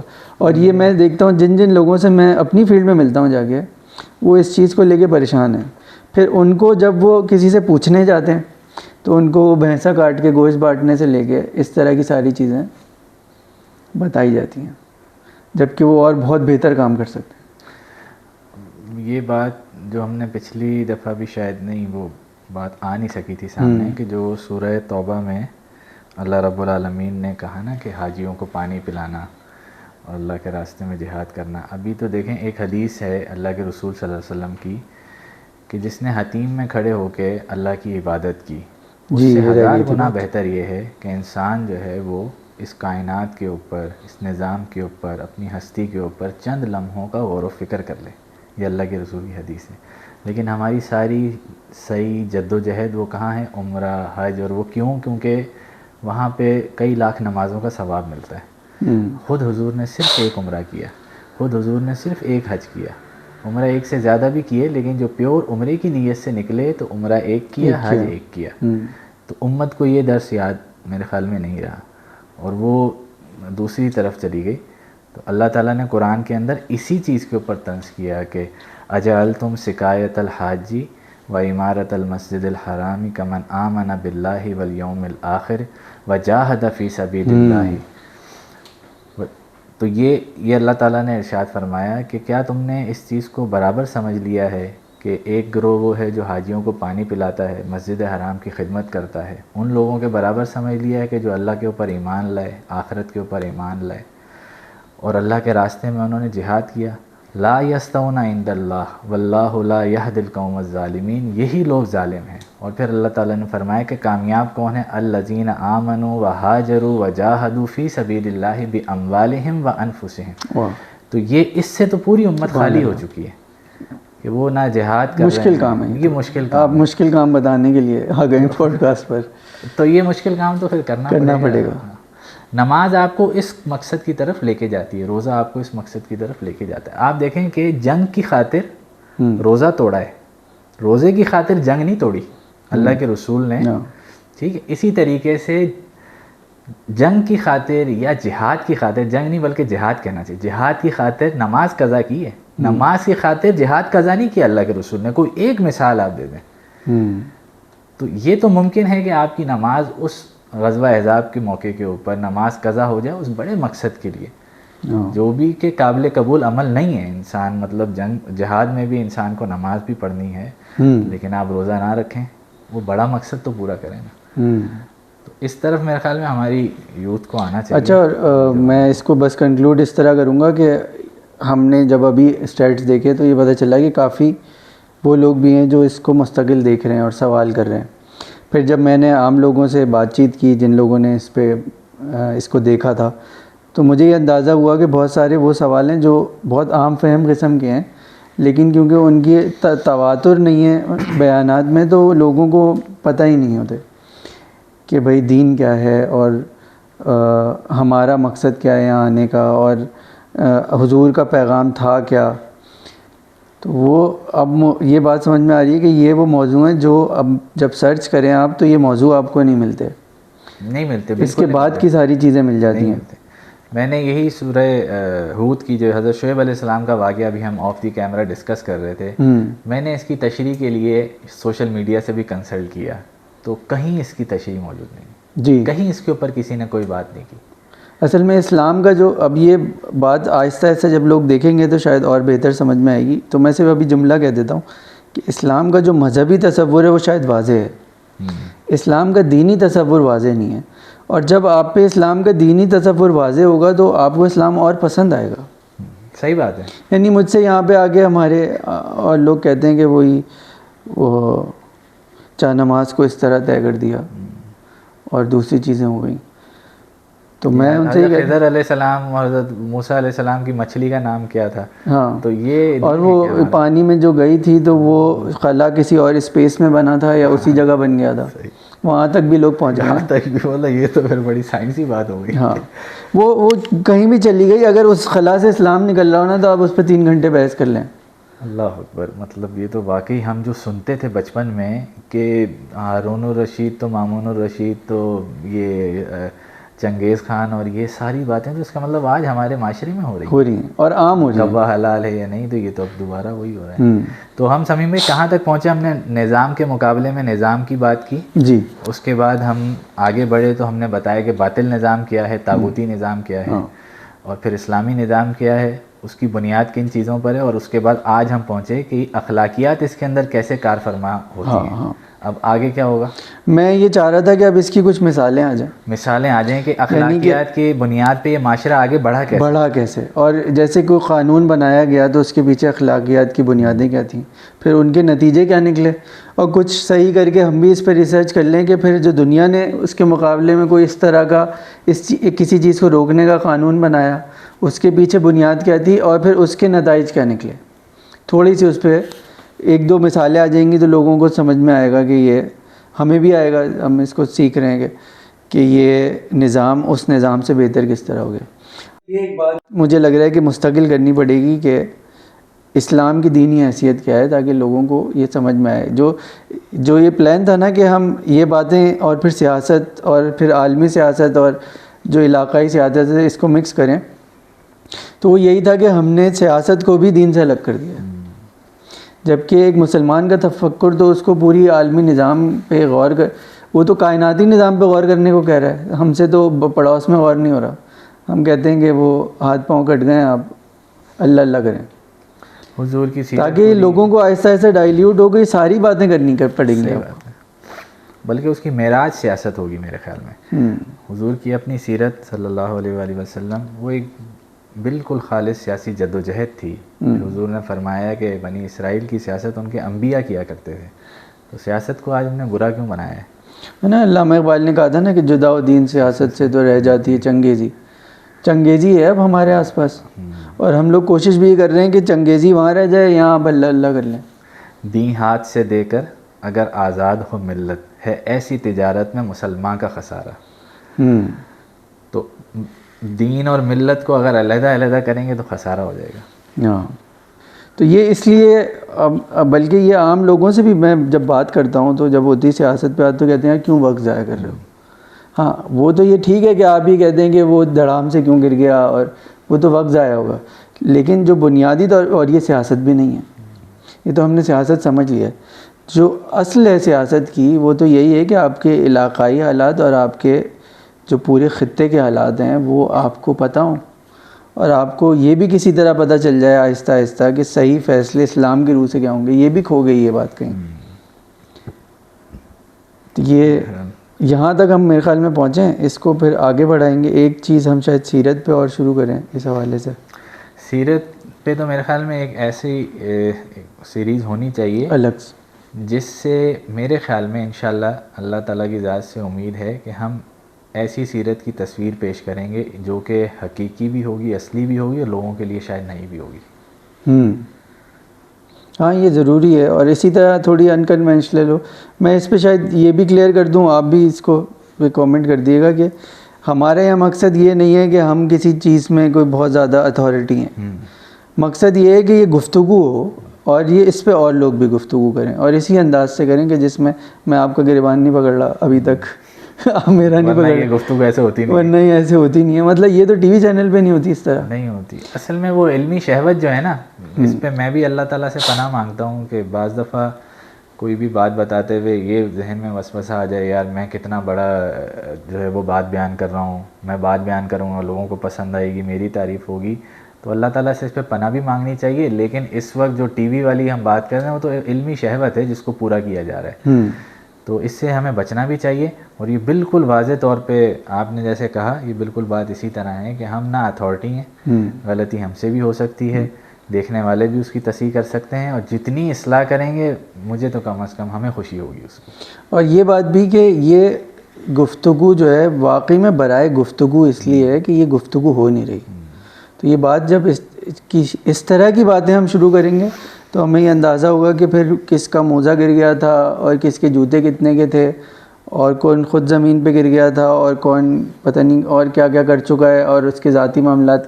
اس سے نکل کے ہم واقعی میں سیاست پہ آئیں گے. تو بس میں اختتام اس پہ کر دیتا ہوں. امیر کا شعر پچھلی دفعہ رہ گیا تھا کہ واہ اس سے سر حرف تو ہو گو کہ یہ سر جائے، یعنی کہ یہ سر حرف جو ہے وہ واہ ہو جائے کسی طرح ہماری صحیح سے، تو بے شک اس کے بعد یہ گردن کٹ جائے. واہ اس سے سر حرف تو ہو گو کہ یہ سر جائے، ہم حلقے بریدہ سے ہی تقریر کریں گے. کہ اس کے بعد بات اتنی آسان ہو جائے گی اگر یہ گفتگو پھیل گئی تو پھر کسی بھی طرح بات ہو سکتی ہے. زبردست، ماشاء اللہ. چلیں سعد بھائی، بہت بہت شکریہ آپ کا. جزاک اللہ. السلام علیکم.